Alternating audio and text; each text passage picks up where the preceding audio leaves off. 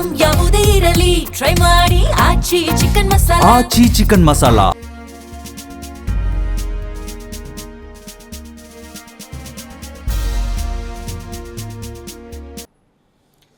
ನಮಸ್ಕಾರ. ಮೆಗಾ ಸುದ್ದಿ ವಿಶೇಷ ಕಾರ್ಯಕ್ರಮಕ್ಕೆ ಸ್ವಾಗತ. ನಾನು ಪ್ರವೀಣ್ ಕುಂಬಾರ್. ಡಾಕ್ಟರ್ BR ಅಂಬೇಡ್ಕರ್ ಅವರ 135ನೇ ಜಯಂತಿ ಇವತ್ತು. ಡಾಕ್ಟರ್ BR ಅಂಬೇಡ್ಕರ್ ಅಂತ ಹೇಳಿದರೆ ಸಮಾನತೆ, ಅಸ್ಪೃಶ್ಯತೆಯ ವಿರುದ್ಧದ ಹೋರಾಟ, ಭಾರತವನ್ನು ಉನ್ನತ ಮಟ್ಟಕ್ಕೆ ತೆಗೆದುಕೊಂಡು ಹೋಗಬಲ್ಲಂಥ ಒಂದು ಕನಸು.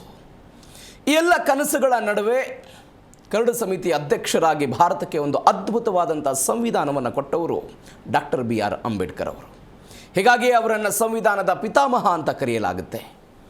ಬಾಲ್ಯದಿಂದಲೇ ಅವರು ಅನುಭವಿಸಿದಂಥ ಕಷ್ಟ, ಅವರು ಅನುಭವಿಸಿದಂಥ ಅವಮಾನ, ಇವೆಲ್ಲವೂ ಕೂಡ ಮುಂದೆ ನನ್ನಂತೆ ಇತರರು ಅನುಭವಿಸಬಾರದು ಎನ್ನುವಂತಹ ನಿಲುವನ್ನು ತೆಗೆದುಕೊಳ್ಳೋದಕ್ಕೆ, ಅದಕ್ಕಾಗಿ ಹೋರಾಟ ಮಾಡೋದಕ್ಕೆ ಅಂಬೇಡ್ಕರ್ ಅವರಿಗೆ ಸಾಧ್ಯ ಆಯಿತು.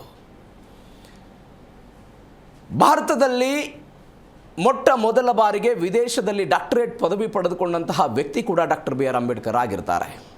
ಅಂಬೇಡ್ಕರ್ ಅವರು ಒಂದು ಕಡೆ ಹೇಳ್ತಾರೆ, ಅತ್ಯುನ್ನತವಾದಂಥ ಶಿಕ್ಷಣವನ್ನು ಪಡೆದುಕೊಂಡಂತಹ ನನ್ನ ಪರಿಸ್ಥಿತಿ ಹೀಗಿದ್ದಾಗ ಯಾವುದೇ ಶಿಕ್ಷಣವನ್ನು ಪಡೆಯದಂತಹ ಅನೇಕ ಜನಸಾಮಾನ್ಯರ ಪರಿಸ್ಥಿತಿ ಏನು, ಅದರ ವಿರುದ್ಧ ನನ್ನ ಹೋರಾಟ ಇರಬೇಕು ಅನ್ನುವಂಥ ನಿಟ್ಟಿನಲ್ಲಿ ಡಾಕ್ಟರ್ ಅಂಬೇಡ್ಕರ್ ಅವರು ಮಾಡಿದಂತಹ ಕಾರ್ಯಕಲಾಪಗಳು, ಕೆಲಸಗಳು ಎಲ್ಲರೂ ಕೂಡ ಮೆಚ್ಚುವಂಥದ್ದು. ಇವತ್ತು ಡಾಕ್ಟರ್ BR ಅಂಬೇಡ್ಕರ್ ಅವರ 135ನೇ ಜಯಂತಿ. ಇವತ್ತು ನಾವು ಕುಳಿತು ಆಲೋಚನೆ ಮಾಡ್ತಾ ಇದ್ದೀವಿ, ಅಂಬೇಡ್ಕರ್ ಅವರು ಕಂಡಂತಹ ಸಮಾನತೆಯ ಕನಸು, ಅಸ್ಪೃಶ್ಯತೆಯ ವಿರುದ್ಧದ ಹೋರಾಟ, ಎಲ್ಲರಿಗೂ ಸಮಾನತೆಯ ಶಿಕ್ಷಣ, ರಾಜಕೀಯ ಅವಕಾಶಗಳು ಎಲ್ಲವೂ ಕೂಡ ಸಿಕ್ಬಿಡ್ತಾ. ಇದು ಸದ್ಯಕ್ಕಿರುವಂತಹ ಪ್ರಶ್ನೆ. ಇದೇ ಇವತ್ತಿನ ವಿಶೇಷ. ಅಂಬೇಡ್ಕರ್ ಕನಸು ನನಸಾಗಿದೆಯೇ?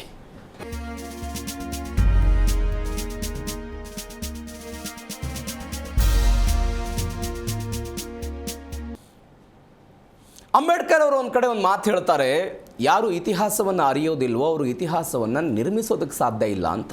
ಇದರರ್ಥ ಪ್ರತಿಯೊಬ್ಬರಿಗೂ ಕೂಡ ಆ ದೇಶದ ಇತಿಹಾಸ ಗೊತ್ತಿರಬೇಕು, ಆ ಸಮುದಾಯದ ಇತಿಹಾಸ ಗೊತ್ತಿರಬೇಕು, ಏನೇನು ಆಗಿದೆ ಹಿಂದೆ ಅಂತ. ಹಿಂದೆ ಆಗಿದ್ದರ ಮೇಲೆ ಭವಿಷ್ಯವನ್ನು ರೂಪಣೆ ಮಾಡೋದು ಅನ್ನೋದು ಅಂಬೇಡ್ಕರ್ ಅವರ ಕನಸಾಗಿತ್ತು. ಅದಕ್ಕೇ ಅವರು ಹೇಳಿದ್ದು. ಹೀಗಾಗಿ ಅಂಬೇಡ್ಕರ್ ಕಂಡಂತಹ ಕನಸುಗಳು ಶೈಕ್ಷಣಿಕವಾಗಿ, ಸ್ವಾತಂತ್ರ್ಯದ ವಿಚಾರದಲ್ಲಿ, ಭ್ರಾತೃತ್ವದ ವಿಚಾರದಲ್ಲಿ, ಸಮಾನತೆಯ ವಿಚಾರದಲ್ಲಿ ಅನೇಕ ಹೋರಾಟಗಳನ್ನು ಮಾಡ್ತಾರವರು. ಅನೇಕ ಹೋರಾಟಗಳನ್ನು ಮಾಡುವುದಲ್ಲದೆ ಅದರ ಕುರಿತಾಗಿ ಜನಜಾಗೃತಿ ಮೂಡಿಸೋ ಕೆಲಸವನ್ನು ಕೂಡ ಡಾಕ್ಟರ್ BR ಅಂಬೇಡ್ಕರ್ ಅವರು ಮಾಡಿದ್ರು. ಇವೆಲ್ಲದರ ನಂತರವೂ ಕೂಡ ಇವತ್ತು 2026ನೇ ಇಸ್ವಿಯಲ್ಲಿ ಇದ್ದೀವಿ. ಅದು ರಾಜಕೀಯವಾಗಿ, ಸಾಮಾಜಿಕವಾಗಿ, ಆರ್ಥಿಕವಾಗಿ ಅಂಬೇಡ್ಕರ್ ಕಂಡಂತಹ ಕನಸುಗಳು ನನಸಾಗಿದೆಯಾ? ರಾಜಕೀಯವಾಗಿ ಎಲ್ಲರಿಗೂ ಅವಕಾಶಗಳು ಸಿಗಬೇಕು ಅನ್ನೋದು ಅಂಬೇಡ್ಕರ್ ಅವರ ಕನಸಾಗಿತ್ತು. ಇವತ್ತು ಸಿಗ್ತಿದೆಯಾ? ಯಕ್ಷ ಪ್ರಶ್ನೆಯಾಗಿ ಉಳಿದಿದೆ. ಆರ್ಥಿಕ ಅಸಮಾನತೆ ಇರಬಾರದು ಅಂತ ಡಾಕ್ಟರ್ BR ಅಂಬೇಡ್ಕರ್ ಅವರು ಕಂಡಂತಹ ಕನಸು. ಆರ್ಥಿಕ ಅಸಮಾನತೆ ಇವತ್ತಿಗೂ ಕೂಡ ಇದೆ. ದೇಶದ ಕೆಲವು ಸಂಪತ್ತು ಕೆಲವೊಂದಿಷ್ಟು ಶ್ರೀಮಂತರ ಕೈಯಲ್ಲಿ ಮಾತ್ರ ಇದೆ ಅನ್ನುವಂತಹ ಮಾತುಗಳು ಇವತ್ತಿನ ತನಕವೂ ಕೂಡ ಇದೆ. ಬಡತನ ಇವತ್ತಿನ ತನಕವೂ ಕೂಡ ಇದೆ. ಸಮಾನತೆ, ಓಕೆ, ಸಮಾನತೆ ಬಗ್ಗೆ ಮಾತನಾಡ್ತೀವಿ. ಇದುವರೆಗೂ ಕೂಡ ಭಾರತದ ಅನೇಕ ಹಳ್ಳಿಗಳಲ್ಲಿ, ಗ್ರಾಮಾಂತರ ಪ್ರದೇಶಗಳಲ್ಲಿ ಈ ಸಮಾನತೆಯ ವಿಚಾರಕ್ಕೆ ಸಂಬಂಧಪಟ್ಟಂತೆ ಆಗುವಂಥ ಬೆಳವಣಿಗೆಗಳನ್ನು ನೋಡಿದ್ದೀವಿ. ಜಾತಿ ತಾರತಮ್ಯ ಆಗ್ತಾ ಇರುವಂಥ ಘಟನೆಗಳನ್ನು ಗಮನಿಸ್ತಾ ಇದ್ದೀವಿ. ವೈಜ್ಞಾನಿಕವಾಗಿ, ತಾಂತ್ರಿಕವಾಗಿ, ಶೈಕ್ಷಣಿಕವಾಗಿ ನಾವು ಈ ಪರಿಪ್ರಮಾಣದಲ್ಲಿ ಮುನ್ನೆಲೆಗೆ ಬಂದಾಗಲೂ ಕೂಡ ಅಂಬೇಡ್ಕರ್ ಕಂಡಂತಹ ಕನಸುಗಳು ಇವತ್ತಿನ ತನಕವೂ ಕೂಡ ಹಾಗೆ ಇದೆಯಾ ಅನ್ನುವಂಥ ಒಂದು ಪ್ರಶ್ನೆ ಇದೆ. ಅಂಬೇಡ್ಕರ್ ಅವರು ಒಂದು ಮಾತು ಹೇಳ್ತಾರೆ, ಸಂವಿಧಾನಕ್ಕೆ ಎಲ್ಲವನ್ನ ಬದಲಿಸುವ ಶಕ್ತಿ ಇದೆಯಾದರೂ ಕೂಡ ಅದನ್ನು ಅನುಷ್ಠಾನಗೊಳಿಸುವವರಿಗೆ ಆ ಬದ್ಧತೆ ಇಲ್ಲದೇ ಇದ್ದಾಗ ಅಡಚಣೆಗಳು ಸಂಭವಿಸುತ್ತವೆ. ಹಾಗಾದರೆ ಅಂಥ ಅಡಚಣೆಗಳು ಇವತ್ತು ಸಂಭವಿಸ್ತಾ ಇವೆಯಾ? ಇಂಥದ್ದೊಂದು ಪ್ರಶ್ನೆ ಸಹಜವಾಗಿ ಕಾಡ್ತಾ ಇದೆ. ಹೀಗಾಗಿನೇ ಅಂಬೇಡ್ಕರ್ ಅವರ ಕನಸುಗಳು ಇವತ್ತಿಗೂ ನನಸಾಗಿದೆಯಾ ಅಥವಾ ಹಾಗೇ ಇದೆಯಾ? ಯಾವೆಲ್ಲ ವಿಚಾರಗಳಲ್ಲಿ ಇವತ್ತಿನ ತನಕವೂ ಕೂಡ ನಾವು ಪ್ರಗತಿಯನ್ನು ಸಾಧಿಸೋದಕ್ಕೆ ಸಾಧ್ಯವಾಗಿಲ್ಲ? ಎಲ್ಲ ಪ್ರಶ್ನೆಗಳಿದೆ. ರಾಜಕೀಯವಾಗಿ ಜಂಜಾಟಗಳು, ಆರೋಪ ಪ್ರತ್ಯಾರೋಪಗಳು ಅವೆಲ್ಲವೂ ಕೂಡ ಬದಿಗಿಟ್ಟು ಇವತ್ತು ಅಂಬೇಡ್ಕರ್ ಅವರು ಕಂಡಂತಹ ಕನಸಿನ ಬಗ್ಗೆ ಮಾತನಾಡೋದಿದೆ.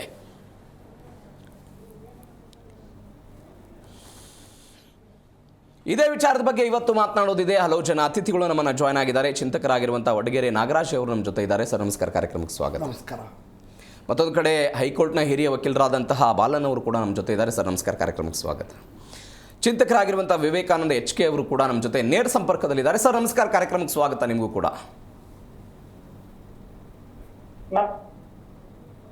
ಆಯ್ತು ಸರ್, ಬರ್ತೀನಿ, ಮಾತನಾಡ್ತೀನಿ. ಒಡಗೇರಿ ನಾಗರಾಜ್ ಅವರೇ, ನಾನು ಒಂದು ಮಾತನ್ನು ಹೇಳಿದೆ, ಯಾರು ಇತಿಹಾಸವನ್ನು ಅರಿಯೋದಿಲ್ಲೋ ಅವರು ಇತಿಹಾಸವನ್ನು ನಿರ್ಮಿಸೋದಕ್ಕೆ ಸಾಧ್ಯ ಇಲ್ಲ ಅಂತ. ಎಷ್ಟು ಪ್ರಸ್ತುತ ಅಂಬೇಡ್ಕರ್? ZTV ಕನ್ನಡ ಸುದ್ದಿವಾಹಿನಿಯ ಎಲ್ಲ ಪ್ರೇಕ್ಷಕರಿಗೆ ಬಾಬಾ ಸಾಹೇಬ್ ಅಂಬೇಡ್ಕರ್ ಅವರ 135ನೇ ಜಯಂತಿಯ ಶುಭಾಶಯಗಳನ್ನ ಹೇಳ್ತಾ, ಯಾರು ಇತಿಹಾಸವನ್ನು ಅರಿತಿಲ್ವೋ ಅವರಿಂದ ಇತಿಹಾಸದ ನಿರ್ಮಾಣ ಕೂಡ ಸಾಧ್ಯ ಇಲ್ಲ ಅನ್ನೋದು ಅಂಬೇಡ್ಕರ್ ಅವರ ಮಾತು. ಇವತ್ತು ಭಾರತದ ಗತ ಇತಿಹಾಸದ ಪುಟಗಳನ್ನು ನಾವು ತಿರುವಿ ನೋಡಿದಾಗ ಅಂಬೇಡ್ಕರ್ ಅವರ ಸಂವಿಧಾನದ ಆಶಯಗಳು ಈ 75 ವರ್ಷಗಳ ಸ್ವಾತಂತ್ರ್ಯ ನಂತರದ ದಿನಗಳಲ್ಲಿಯೂ ಕೂಡ ಈಡೇರಿದವ ಅಂತ ಹೇಳ್ಬಿಟ್ಟು ಆ ಪುಟಗಳನ್ನೊಮ್ಮೆ ನಾವು ನೋಡಿದಾಗ ಅಂಬೇಡ್ಕರ್ ಸಂವಿಧಾನವನ್ನು ಬದಲಾಯಿಸುವ ಮಾತುಗಳನ್ನು ಆಡುವಂಥ ಪ್ರಕ್ರಿಯೆಗಳನ್ನ ನಾವು ನೋಡ್ತಾ ಇದ್ದೇವೆ. ನಮಗೊಪ್ಪುವ ಸಂವಿಧಾನವನ್ನು ಅಂಬೇಡ್ಕರ್ ಬರೆದಿಲ್ಲ ಅಂತ ಹೇಳುವ ರೂಕ್ಷ ಮಾತುಗಳನ್ನು ಕೇಳ್ತಾ ಇದ್ದೇವೆ.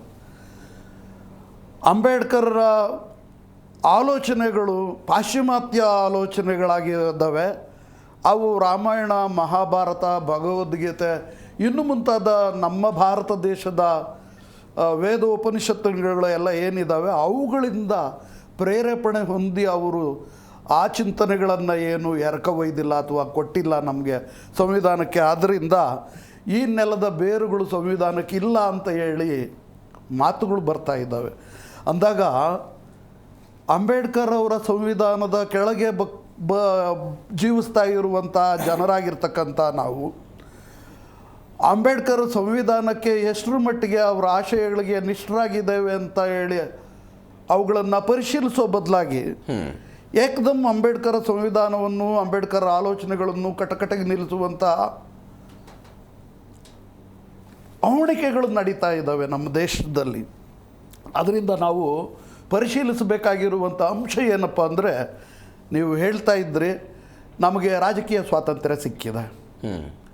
1 ಮ್ಯಾನ್ 1 ವೋಟ್ 1 ವ್ಯಾಲ್ಯೂ, ಒಬ್ಬ ಮನುಷ್ಯ ಒಂದು ಮತ, ಆ ಒಂದು ಮತಕ್ಕೊಂದು ಮೌಲ್ಯ, ಆ ಥರದ ರಾಜಕೀಯ ಸಮಾನತೆ ಸಿಕ್ಕಿದೆ. ಬಿಟ್ಟರೆ ನಮಗೆ ಆರ್ಥಿಕವಾಗಿಯೂ ಮತ್ತು ಸಾಮಾಜಿಕವಾಗಿಯೂ ನಾವಿನ್ನೂ ಅಸಮಾನತೆಯಲ್ಲಿಯೇ ಇದ್ದೇವೆ.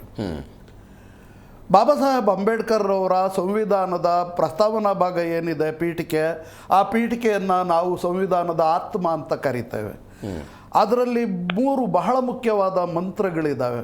ಒಂದು ಈಕ್ವಾಲಿಟಿ ಅಂದರೆ ಸಮಾನತೆ, ಇನ್ನೊಂದು ಸಾಮಾಜಿಕ ನ್ಯಾಯ ಸೋಷಿಯಲ್ ಜಸ್ಟಿಸ್, ಮತ್ತು ಲಿಬರ್ಟಿ ಸ್ವಾತಂತ್ರ್ಯ ಸೋಷಿಯಲ್ ಜಸ್ಟಿಸ್, ಯೂನಿವರ್ಸಲ್ ಬ್ರದರ್ಹುಡ್ ಅಂತ ಇನ್ನೊಂದು. ಅಂದರೆ ವಿಶ್ವಾತ್ಮಕವಾದಂಥ ಒಂದು ಭ್ರಾತೃತ್ವ. ನಾವು ವಿಶ್ವಾತ್ಮಕ ಭ್ರಾತೃತ್ವದಲ್ಲಿ ಬದುಕಬೇಕಾಗಿರುವಂಥ ನಾವು V the people of India ಅಂತ ಬಾಬಾ ಸಾಹೇಬ್ ಅಂಬೇಡ್ಕರ್ ನಾವು ಭಾರತೀಯರು ಅನ್ನುವಂಥ ಕಲ್ಪನೆ ಏನು ಕೊಡ್ತಾರೆ, ಆ ಥರ ಬಸವಣ್ಣನವರು ಇವನಾರವನೆನಿಸದಿರಯ್ಯ, ನಮ್ಮವನೆಂದೆನಿಸಯ್ಯ ಅನ್ನುವಂಥ ವಿಶ್ವಾತ್ಮಕವಾದಂಥ ಒಂದು ಬ್ರದರ್ಹುಡ್, ಭ್ರಾತೃತ್ವ ಏನಿದೆ ಅಂಥ ಒಂದು ಭ್ರಾತೃತ್ವ ಕಲ್ಪನೆಯನ್ನು ಬಸವಣ್ಣನವರು ಹೇಳುವಂಥ ಕಲ್ಪನೆಯನ್ನೇ ವಿಶಾಲ ಅರ್ಥದಲ್ಲಿ V the people of India ಅಂತ ನಮ್ಗೆ ಹೇಳಿದ್ದಾರೆ. ಇಂಥ ವಿಶ್ವಾತ್ಮಕ ಭ್ರಾತೃತ್ವದ ಒಂದು ಆಶಯ ಈಡೇರಿದೆಯಾ? ಆಶಯ ಈಡೇರಿಲ್ಲ. ಮತ್ತು ಲಿಬರ್ಟಿ ಸ್ವಾತಂತ್ರ್ಯ, ಈ ಸಾಮಾಜಿಕ ಸ್ವಾತಂತ್ರ್ಯ ಅನ್ನುವಂಥದ್ದು ನಮಗೆ ಇದೆಯಾ? Political freedom, we are enjoying political freedom. But ಆದರೆ ours is an independent nation, independent democratic republic. ನಮ್ಮದು ಭಾರತ ದೇಶ ಒಂದು ಪ್ರಜಾಸತ್ತಾತ್ಮಕವಾದಿ ಒಂದು ಗಣತಂತ್ರ ವ್ಯವಸ್ಥೆ. ಈ ಸ್ವತಂತ್ರ ಭಾರತದಲ್ಲಿ ನಾವೆಷ್ಟು ಸ್ವತಂತ್ರರು? ಮಹಿಳೆ ಎಷ್ಟು ಸ್ವತಂತ್ರಳು? ದಲಿತ ಎಷ್ಟು ಸ್ವತಂತ್ರ? ಈ ಅಸ್ಪೃಶ್ಯ ಎಷ್ಟು ಸ್ವತಂತ್ರ? ಸಮಾಜ ಬುಡಕಟ್ಟುಗಳು ಎಷ್ಟು ಸ್ವತಂತ್ರವಾಗಿದ್ದಾವೆ ಅಂತ ಹೇಳಿ ನಾವು ಪ್ರಶ್ನೆ ಮಾಡಿಕೊಂಡ್ರೆ ಇಲ್ಲಿ ರಾಜಕೀಯ ಸಮಾನತೆ ಇದೆ ಬಿಟ್ಟರೆ ನಮಗೆ ಸಾಮಾಜಿಕ ಸಮಾನತೆ ಇಲ್ಲ ಮತ್ತು ಆರ್ಥಿಕ ಸಮಾನತೆಯೂ ಇಲ್ಲ. ಸಾಮಾಜಿಕ ಅಸಮಾನತೆ ಮತ್ತು ಆರ್ಥಿಕ ಅಸಮಾನತೆ ಇವುಗಳೆಲ್ಲನೂ ಸರಿದೂಗಿಸ್ಬೇಕು, ಸರಿಪಡಿಸ್ಬೇಕು ಅಂತಲೇ ಬಾಬಾ ಸಾಹೇಬ್ ಅವರ ಶ್ರೇಷ್ಠ ಸ್ವತಃ ಆಶಯ. ಅಂಬೇಡ್ಕರ್ ಅವರೇ ಈ ಆರ್ಥಿಕ ಅಸಮಾನತೆ ಮತ್ತು ಸಾಮಾಜಿಕ ಅಸಮಾನತೆ ಮುಂದುವರಿಯುತ್ತೆ ಅಂದ್ರೆ ಹೇಳ್ತಾ ಇರೋದು ರಾಜಕೀಯ ಸ್ವಾತಂತ್ರ್ಯ ಏನೋ ನಮಗೆ ಸಿಕ್ಬಿಡ್ಬೋದು, ಆದ್ರೆ ಇದನ್ನ ಅನುಷ್ಠಾನ ಮಾಡುವವರ ಆಲೋಚನೆಯ ಮೇಲೆ ಇವೆಲ್ಲವೂ ಕೂಡ ಹಾಗೆ ಉಳಿದು ಬಿಡುತ್ತೆ. ಆ ಮನೋಸ್ಥಿತಿ ಬದಲಾಗಬೇಕು ಅಂತ ಅಂಬೇಡ್ಕರ್ ಕಂಡಂತಹ ಕನಸದು. ಅಂದರೆ ಅಂಬೇಡ್ಕರ್ ಹೇಳೋದು ಏನಪ್ಪ ಅಂದರೆ, we are entering into the nation of contradictions. ನಾವು ದ್ವೈರುಧ್ಯಗಳಿರುವಂತಹ ಭಾರತಕ್ಕೆ ನಾವು ಪ್ರವೇಶ ಮಾಡ್ತಾ ಇದ್ದೇವೆ. ಯಾವ ದ್ವೈರುಧ್ಯಗಳಿದ್ದಾವೆ ಅಂತಂದರೆ, ನಮಗೆ ರಾಜಕೀಯ ಸಮಾನತೆ ಕಾಣ್ತಾ ಇದ್ದೇವೆ ಬಿಟ್ಟರೆ ಆರ್ಥಿಕವಾಗಿಯೂ ಮತ್ತು ಸಾಮಾಜಿಕವಾಗಿಯೂ ಅಸಮಾನತೆ ಇರೋದ್ರಿಂದ ಇಂಥ ದ್ವೈರುಧ್ಯ ಭಾರತಕ್ಕೆ ನಾವು ಪ್ರವೇಶ ಮಾಡ್ತಾ ಇದ್ದೇವೆ. ಇಂಥ ದ್ವೈರುಧ್ಯಗಳನ್ನು ನಾವು ನೀಗಿಕೊಳ್ಳಬೇಕು. ಆದಷ್ಟು ಬೇಗನೆ ನಾವು ಇಂಥ ದ್ವೈರುಧ್ಯಗಳನ್ನು, ದ್ವಂದ್ವಗಳನ್ನು ನಿವಾರಣೆ ಮಾಡ್ಕೊಬಿಡ್ಬೇಕು. ಇಲ್ಲದೇ ಇದ್ದರೆ ಈ ಶೋಷಿತ ಜನಾಂಗ ಯಾರು ಸಾಮಾಜಿಕವಾಗಿ ಒಂದು ಸೋಷಿಯಲ್ ಇಂಜಸ್ಟಿಸ್, ಸಾಮಾಜಿಕ ಅನ್ಯಾಯಕ್ಕೆ ಗುರಿಯಾಗಿದ್ದಾರೋ, ದಬ್ಬಾಳಿಕೆ ಗುರಿಯಾಗಿದ್ದಾರೋ, ಮತ್ತು ಯಾರು ಆರ್ಥಿಕವಾಗಿ ಅನ್ಯಾಯಕ್ಕೆ ಗುರಿಯಾಗಿದ್ದಾರೋ ಇಂಥ ಜನ ದೊಂಬಿ ಗಲಭೆ ಎದ್ದು ನಮಗೆ ಸಿಕ್ಕಿರಬಹುದಾದಂಥ ಈ ರಾಜಕೀಯ ಸಮಾನತೆಯ ಸ್ವಾತಂತ್ರ್ಯವನ್ನ ನಾಶ ಮಾಡೋ ಕಾಲ ಬಂದ್ಬಿಡುತ್ತೆ ಅಂತ ಹೇಳಿ ಅವರು ಎಚ್ಚರಿಕೆ ಕೊಡ್ತಾರೆ ಈ ದೇಶಕ್ಕೆ. ನಮ್ಗಂದಾಗ ಬಾಬಾ ಸಾಹೇಬ್ ಅಂಬೇಡ್ಕರ್ ಆಶಯ ಏನಾಗಿತ್ತು ಅಂದ್ರೆ, ಸಾಮಾಜಿಕ ಸಮಾನತೆಯೂ ನಮ್ಗೆ ಬೇಕು, ಆರ್ಥಿಕ ಸಮಾನತೆಯೂ ನಮಗೆ ಬೇಕು ಅಂತ. ಇಲ್ಲದೆ ಹೋದರೆ ನಮ್ಮ ಈ ಭಾರತಕ್ಕೆ ಸ್ವಾತಂತ್ರ್ಯ ಏನು ರಾಜಕೀಯ ಸ್ವಾತಂತ್ರ್ಯ ಗಳಿಸ್ಕೊಂಡಿದ್ದೇವೆ, ಆ ರಾಜಕೀಯ ಸ್ವಾತಂತ್ರ್ಯಕ್ಕೆ ಅರ್ಥ ಇರಲ್ಲ. ಆ ರಾಜಕೀಯ ಸ್ವಾತಂತ್ರ್ಯಕ್ಕೂ ಕೂಡ ನಾವೇ ಭಂಗ ತಂದುಕೊಳ್ತೇವೆ. ಸರ್ ಬರ್ತೀನಿ. ಬಾಲನ್ ಸರ್, ಅಂಬೇಡ್ಕರ್ ಕನಸು ನನಸಾಗಿದೆಯಾ? ಯಕ್ಷ ಪ್ರಶ್ನೆ ಇದು. ಕನಸು ಕನಸು ಕನಸು ನನಸು. ಈಗ ಕನಸು ಕಾಣೋದಿದಲ್ಲ, ಒಂದು ಬ್ರಾಹ್ಮಣ ಹುಡುಗಿ ಮದುವೆ ಆಗುತ್ತೆ, ಮಗುವಾಗುತ್ತೆ, ಕನಸು ಕಾಣ್ತಾಳೆ, ನನ್ನ ಮಗುವು ಸುಪ್ರೀಂ ಕೋರ್ಟು ನ್ಯಾಯಾಧೀಶರಾಗಬೇಕು, ಅಡ್ವೊಕೇಟ್ ಜನರಲ್ ಆಗಬೇಕು, CBI ಡೈರೆಕ್ಟ್ರ್ ಆಗಬೇಕು, IAS ಎಷ್ಟಿದೆ, IPS ಎಷ್ಟಿದೆ ಎಂದು ಕನಸ್ಕೊಳ್ತಾಳೆ. ಒಂದು ಬನಿಯಾ ವ್ಯಾಪಾರಿಸ್ತ, ಮಾರ್ವಾಡಿ, ಗುಜರಾತಿ, ನನ್ನ ಮಗ ದೊಡ್ಡ ವಜ್ರ ವ್ಯಾಪಾರಿ ಆಗಬೇಕಂದು ಕನಸು ಕಾಣ್ತಾಳೆ. ಫ್ಯಾಕ್ಟ್ರಿ ಕಟ್ಟಬೇಕು, ಅಂಬಾನಿ ಅದಾನಿ ಆಗಬೇಕು ಅಂದು ಕನಸು ಕಾಣ್ತಾಳೆ. ಒಂದು ಸುಂದರಗೊಳಿಸುವ, ಸ್ವಚ್ಛಗೊಳಿಸುವ ಮಹಿಳೆ, ದಲಿತ ಮಹಿಳೆ, ಅವಳಿಗೂ ಮದುವೆ ಆಗುತ್ತೆ, ಮಗು ಆಗುತ್ತೆ. ಅವಳು ಏನು ಕನಸು ಕಾಣ್ತಾಳೆ? ಅವಳು ವಜ್ರ ಅಂಗಡಿ, ಬಂಗಾರದ ಅಂಗಡಿ, ಆ ಕನಸಿಲ್ಲ. ಮಗ CBI ಡೈರೆಕ್ಟ್ರು, ಪೈಲಟು, ನೋ, ಅವಳು ಕನಸು ಕಾಳ್ತಾಳೆ. ನನ್ನ ಯಜಮಾನ, ನನ್ನ ಗಂಡ ಒಂದು ಖಾಸಗಿ ಕಕ್ಕಸಲ್ಲಿ ಒಳಚರಂಡಿ ಕ್ಲೀನ್ ಮಾಡ್ತಾಯಿದ್ದಾನೆ, ನನ್ನ ಮಗನಿಗೆ ಒಂದು ಸರ್ಕಾರಿ ಕಕ್ಕಸಲ್ಲಿ ಕೆಲಸ ಸಿಕ್ಕಿದ್ರೆ ಅವನು ಅದನ್ನು ಸ್ವಚ್ಛಗೊಳಿಸಿ ಚೆನ್ನಾಗಿ ಬದುಕಬೇಕಂದು ಕನಸು ಕಾಣ್ತಾಳೆ. ಇದು ಕನಸು ಜಾತಿ ರೀತಿ ಬಂದಿದೆ. ಅದಕ್ಕೆ ಬಾಬಾ ಸಾಹೇಬ್ ಅಂಬೇಡ್ಕರ್ ಏನು ಹೇಳಿದ್ರು ಅಂದರೆ, 1932 ಫಸ್ಟ್ ರೌಂಡ್ ಟೇಬಲ್ ಕಾನ್ಫರೆನ್ಸಲ್ಲಿ representative democracy, not responsible democracy ಅಂದರು. ಅಂದರೆ 17-19% ದಲಿತರು ಎಲ್ಲ ಆಡಳಿತದಲ್ಲಿ 19% ಇರಬೇಕಂದು ಕನಸು ಕಂಡಿದ್ದರು. ಅದನ್ನೇ ಕೇಳಿದರು. ಅದೇ ರೀತಿ ಪ್ರತಿಯೊಂದು backward class 42%, representation 42%, judiciary, executive ಮತ್ತು ಲೆಜಿಸ್ಲೇಚರು, ಪಾರ್ಲಿಮೆಂಟಲ್ಲಿ ಪ್ರತಿಯೊಂದರಲ್ಲಿ ಯಾವ ಸಂಖ್ಯೆ ಎಷ್ಟಿದೆ ಅಷ್ಟು ರೆಪ್ರೆಸೆಂಟೇಷನ್ ಇರಬೇಕು. ಹಾಗಂದರೆ ಅಂಬೇಡ್ಕರ್ ಕನಸು ಏನಿತ್ತಂದರೆ, ಅವರು ಕನಸು ಚುಪ್ಲಿ ಹಾಕೋನಿಗೆ ಗೊತ್ತಿದೆ ಅದು ಎಲ್ಲಿ ಕಚ್ಚುತ್ತೆ ಎಂದು, ಅದನ್ನು ಆಗದಿಲ್ದವ್ರಿಗೆ ಅದು ಗೊತ್ತಾಗೋದಿಲ್ಲ, ಅದು ಕನಸಿತ್ತು. ಈಗ ಸ್ವತಂತ್ರ ಬಂತು, ಸಂವಿಧಾನ ಕೂಡ ಬಂತು. ಈಗ ಒಂದು ಗುಂಪು ಆಡಳಿತ ನಡೀತಾ ಇದೆ, ಗುಂಪು ಆಡಳಿತ. ಈಗ IAS, IPS, CBI, NIA, IB, ರಾ 80% ಒಂದು ಗುಂಪು ಮಾತ್ರ ಇದೆ, ಬ್ರಾಹ್ಮಣರ ಗುಂಪು. ಎರಡನೇದು ಕಾಶ್ಯಾತ, ಬನಿಯಾ, ಇವ್ರ ಕಂಟ್ರೋಲಲ್ಲಿದೆ. ಇಡೀ ಮಾಧ್ಯಮ 91% ಆ್ಯಂಕರ್ಸ್, ನ್ಯಾಷನಲ್ ಲೆವೆಲ್ ಆ್ಯಂಕರ್ಸು ಒಂದು ಕಮ್ಯುನಿಟಿ ಇದ್ದಾರೆ. ಇಡೀ ದೇಶದ ಸಂಪತ್ತು ಬರೀ ಬನಿಯಾಗಳ ಕಂಟ್ರೋಲಲ್ಲಿದೆ, ಏರೋಪ್ಲೇನಿಂದ ಹಿಡಿದು ಅಂಬಾನಿ ಅದಾನಿ ಅಂತ ಹಿಡಿದು. ಆಯಿತು, ಅಂಬೇಡ್ಕರ್ ಅವರ ಕನಸು ಅದನ್ನು ಸಂವಿಧಾನದಲ್ಲಿ ಬರೀತಾರೆ, ಸಮಾನತೆ, ಆರ್ಟಿಕಲ್ 14, 15, 16 ಸಮಾನತೆ, ಎಲ್ಲರೂ ಸಮಾನತೆ ಅಂದು. ಬಟ್ ದೇಶದ ರಚನೆ ಹೆಂಗಿದೆ? ಅವರು ಈ ಕನಸು ಬರೆದಿದ್ದಾಗ ರಚನೆ ಊರಂದರೆ ಊರಲ್ಲ, ಊರಂದರೆ ಅಗ್ರಹಾರ, ಊರಂದರೆ ಕೇರಿ, ಊರಂದರೆ ಊರು, ಶೂದ್ರರ ಊರು, ದಲಿತರ ಊರು, ಆದಿವಾಸಿಗಳ ಊರು, ಮಾದಿಗರ ಊರು, ಒಲೆಯರ ಊರಂದು ಬೇರ್ಪಡಿಸಿದ್ದಾರೆ. ಸ್ವತಂತ್ರ ಬಂದು 80 ವರ್ಷ ಆದಮೇಲೆ ಹಾಗೇ ಇದೆ. ಅಗ್ರಹಾರ ಪ್ರಶ್ನೆ ಸರ್, ಅಗ್ರಹಾರ ಓಕೆ, ಅಗ್ರಹಾರ ಮತ್ತು ಕೇರಿ ಹೊಂದಾಣಿಕೆ ಆಗಲೇ ಇಲ್ಲ.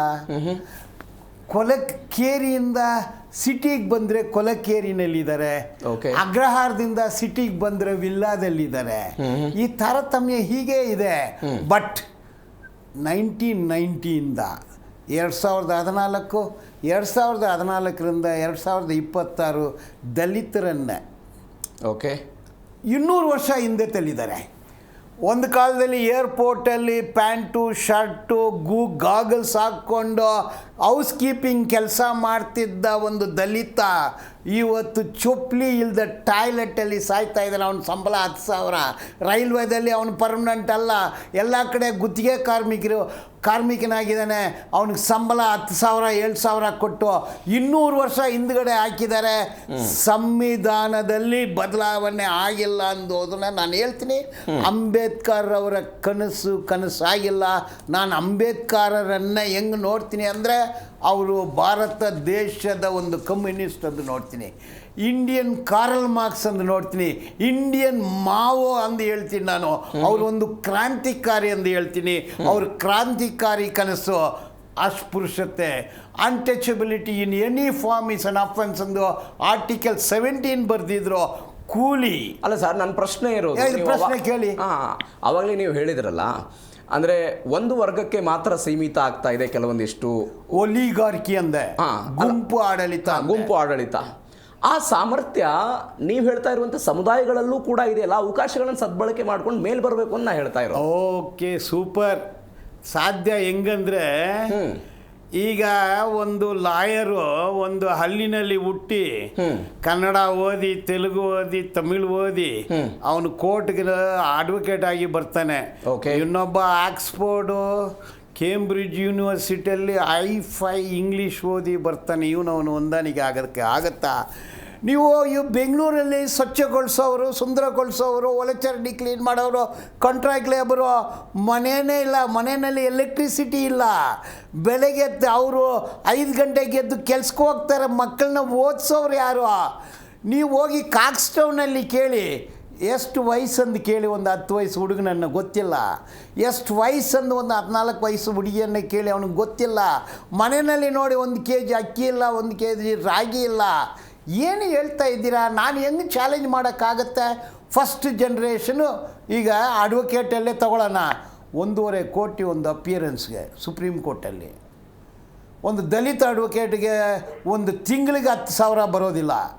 ಹೆಂಗೆ ಎಲ್ಲರನ್ನ ಕಂಪೇರ್ ಮಾಡ್ತೀವಿ? ಏನು ಅವಕಾಶ ಕೊಟ್ಟಿದ್ದೀರಾ ನೀವು? ಓದಕ್ಕೆ ಅವಕಾಶ ಕೊಟ್ಟಿದ್ದೀರಾ? ಮನೆ ಅವಕಾಶ ಕೊಟ್ಟಿದ್ದೀರಾ? ಸಮಾನತೆಯ ಶಿಕ್ಷಣ ಇದೆ. ಎಲ್ಲಿದೆ ಶಿಕ್ಷಣ? ಓಕೆ, ಎಲ್ಲಿದೆ? ನೀವು ಒಂದು ಸ್ಟೂಡೆಂಟನ್ನು 3 ಲಕ್ಷ ಕೊಟ್ಟು 1.5 ವಯಸ್ಸು ಹುಡುಗನನ್ನು ನೀವು ಸ್ಕೂಲ್ ಕಲಿಸ್ತೀರಾ? ನಮ್ಮ ಸಂಬಳನೇ 8,000 ಕೊಡ್ತೀರಾ? ಈಗ ಇವತ್ತು ಬಿಸಿ ಊಟ ಹುಡುಗಿರು ಮಹಿಳೆಯರು ಅಲ್ಲಿ ಕೂತಿದ್ದಾರೆ, 4,600 4,700 ಸಂಬಳ.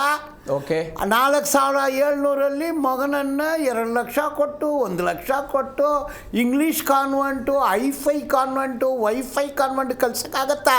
ಓಕೆ, ನಿನ್ನ ಇಂಗ್ಲೀಷ್ ನೀನು ತಿನ್ನೋದೇನು, ನೀವು ಬದುಕೋದೇನು, ನೀವು ಮಲ್ಕೊಳ್ಳೋದೇನೋ, ನೀವು ಹುಟ್ಟಿರೋ ಜಾಗ ಏನೋ, ನಿನಗೆ ಆಹಾರ ಏನು, ನಿನಗೆ ಡ್ರೈ ಫ್ರೂಟು, ಫಿಶ್ಶು, ತುಪ್ಪ, ಚೀಸು ಈ ಬೆಣ್ಣೆ ಎಲ್ಲ ನೀವು silver spoon, gold spoon, diamond spoon.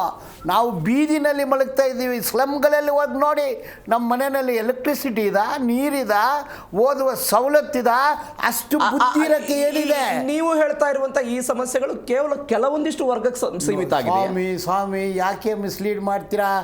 120 ಕೋಟಿ ಭಾರತೀಯರಿಗೆ 120 ತಿನ್ನಕ್ ಗೊತ್ತಿಲ್ಲ, ಊಟ ಗೊತ್ತಿಲ್ಲ, ಬಿರಿಯಾನಿ ಗೊತ್ತಿಲ್ಲ, ಕಬಾಬ್ ಗೊತ್ತಿಲ್ಲ, ಶಾಲು ಗೊತ್ತಿಲ್ಲ, ಮಾಲು ಗೊತ್ತಿಲ್ಲ, ಏನು ಬಟ್ಟೆ ಪ್ರಯಾಣ ಮಾಡೋಕ್ಕೆ ಗೊತ್ತಿಲ್ಲ, ಫಸ್ಟ್ ಕ್ಲಾಸ್ ಗೊತ್ತಿಲ್ಲ, ಏರೋಪ್ಲೇನು ಗೊತ್ತಿಲ್ಲ, ಫಾರಿನು ಗೊತ್ತಿಲ್ಲ, ಮಾಲು ಗೊತ್ತಿಲ್ಲ. 120 ಕೋಟಿ. ಈಗ ನೀವು ಕೊಡೋ ಸಂಬಳ ಎಷ್ಟು? 10,000. 10,000ದಲ್ಲಿ ನೀವು ಸಂಬಳ ಎಷ್ಟು ಜನ ಕೊಡ್ತೀರಾ? 120 ಕೋಟಿ ಕಾರ್ಮಿಕರು ನೀವು ಕೊಡ್ತಾ ಇರೋ ಸಂಬಳ ಇದೆ. ಈ ಸಂಬಳದಲ್ಲೇ ನಾವು ಅಮೆರಿಕಾದಲ್ಲಿ ಹೋಗಿ, ಆಕ್ಸ್ಫೋರ್ಡಲ್ಲಿ ಓದಿ, ಇಂಗ್ಲೀಷು ಓದಿ, ಫ್ರೆಂಚು ಓದಿ ಎಲ್ಲ ಕಳೆದು ನಾವು ಡಾಕ್ಟ್ರ್ ಆಗಿ, ಇಂಜಿನಿಯರ್ ಆಗಿ, ಐಫೈ ಲೋಫೈ ಎಲ್ಲ ಆಗೋಕ್ಕಾಗತ್ತೆ? ಏನು ಹೇಳ್ತೀರಾ ನೀವು? ಮುಖ ನೋಡಿ, ಒಂದು ಕಾಂಟ್ರಾಕ್ಟ್ ಲೇಬರ್ ಮುಖ ನೋಡಿ, ಒಂದು ಪರ್ಮನೆಂಟ್ ಎಂಪ್ಲಾಯಿನ ಮುಖ ನೋಡಿ, ಮುಖದ ನೋಡಿ ಗೊತ್ತಾಗುತ್ತೆ ಇವನು ಎಷ್ಟು ಬಡತನದಲ್ಲಿದ್ದಾನೆಂದು. ಇವನ ಸಂಬಳ ಮುಖ ಹೇಳಿ ನಾನು ಹೇಳ್ಬಿಡ್ತೀನಿ ನಿನ್ನ ಸಂಬಳ ಇಷ್ಟೊಂದು. ಏನು ತಿಂತೀರಾ ನೀವು? ಏನು ಸಂಬಳ ಕೊಡ್ತೀರಾ? ಏನು ಸ್ಥಿತಿನಲ್ಲಿ ಇಟ್ಟಿದ್ದೀರಾ? ನೀರು ಕೊಡ್ತೀರಾ ನೀವು? ನಮಗೇನು ಊಟ ಕೊಡ್ತೀರಾ ನೀವು? ಔಷಧಿ ಕೊಡ್ತೀರಾ? ಹಾಸ್ಪಿಟ್ಲ್ ಕೊಡ್ತೀರಾ? ವಿದ್ಯಾಭ್ಯಾಸ ಕೊಡ್ತೀರಾ? ಕೆಲಸ ಕೊಡ್ತೀರಾ? ನಮಗೆ 120 ಕೋಟಿ ಜನರಿಗೆ, ದಲಿತರಿಗೆ, ದಲಿತರು, ಆದಿವಾಸಿಗಳು, ಮೂಲ ನಿವಾಸಿಗಳು, ಶೂದ್ರರು, ದಲಿತರ ಅಭಿವೃದ್ಧಿಗಾಗಿ ನಾವು ವಿಶೇಷ ನಿಧಿಗಳನ್ನು ಕೊಡ್ತೀವಿ, ದಲಿತರನ್ನ ಮುಖ್ಯ ಸ್ಥಾನಕ್ಕೆ ಏನಂದ್ರೆ ಅದನ್ನ ಹೆಸರೇ ಪಂಚ್ ಡೈಲಾಗ್ ಅಂತೀವಿ. ಅಂಚು ಪಂಚು. ನೀವು ಈಗ ಇವ್ರು ಹೇಳಿದ್ರು, ನೀವು ಹೇಳೋ ಪ್ರಕಾರ ಬಾಲನ್ ಸರ್, ನೀವು ಹೇಳೋ ಪ್ರಕಾರ ಯಾವುದೇ ಅವಕಾಶಗಳು ಸಿಗದೆ ಹೋಗಿದ್ದರೆ ರಾಮನಾಥ್ ಕೋವಿಂದ್ ಅವರು ಈ ದೇಶದ ರಾಷ್ಟ್ರಪತಿಗಳಾಗ್ತಿದ್ರ? ಮತ್ತೆ ಕೇಳಿ ಅಷ್ಟೇನಾ ಕ್ವಶ್ಚನ್? ಹೌದು. ಸೂಪರ್. ಮುರ್ಮು ಅವರು ಕೂಡ ಈಗ ಬುಡಕಟ್ಟು ಸಮುದಾಯದವರು, ಅವರು ಆದಿವಾಸಿ ಮೂಲ ನಿವಾಸಿ, ಅವರು ಪ್ರೆಸಿಡೆಂಟ್ ಆಗಿದ್ದಾರೆ.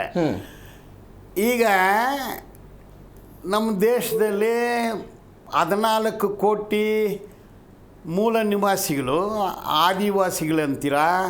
ಮೂಲ ನಿವಾಸಿಗಳು, ಆದಿವಾಸಿಗಳು, ಟ್ರೈಬ್ಸ್ ಇಂಗ್ಲೀಷಲ್ಲಿ 14 ಕೋಟಿ ಜನಸಂಖ್ಯೆ. ಮರದ ಮೇಲೆ, ಬೆಟ್ಟದ ಮೇಲೆ, ಕಾಡಲ್ಲಿ, ನದಿಯಲ್ಲಿ, ಸಮುದ್ರ ಪಕ್ಕದಲ್ಲಿ ಬಾಳ್ತಾ ಇದ್ದಾರೆ. ನೀವು ಹೊಂದಾಣಿಕೆ ಅಗ್ರಿಮೆಂಟ್ ಹಾಕ್ಕೊಳ್ತೀರಾ? ಅಲ್ಲಿರೋ ಬೆಟ್ಟದ ಒಳಗಡೆ ಯುರೇನಿಯಂ ಇದೆ, ಗೋಲ್ಡ್ ಇದೆ, ಚಿನ್ನ ಇದೆ, ವಜ್ರಮ್ ಇದೆ, ಬ್ಲೂರೈಟ್ ಇದೆ, ಗ್ರನೈಟ್ ಇದೆ ಎಂದು ಹೊಂದಾಣಿಕೆ ಹಾಕ್ಕೊಂಡು ಮರಗಳನ್ನ ಕಟಾವು ಮಾಡ್ತೀರಾ.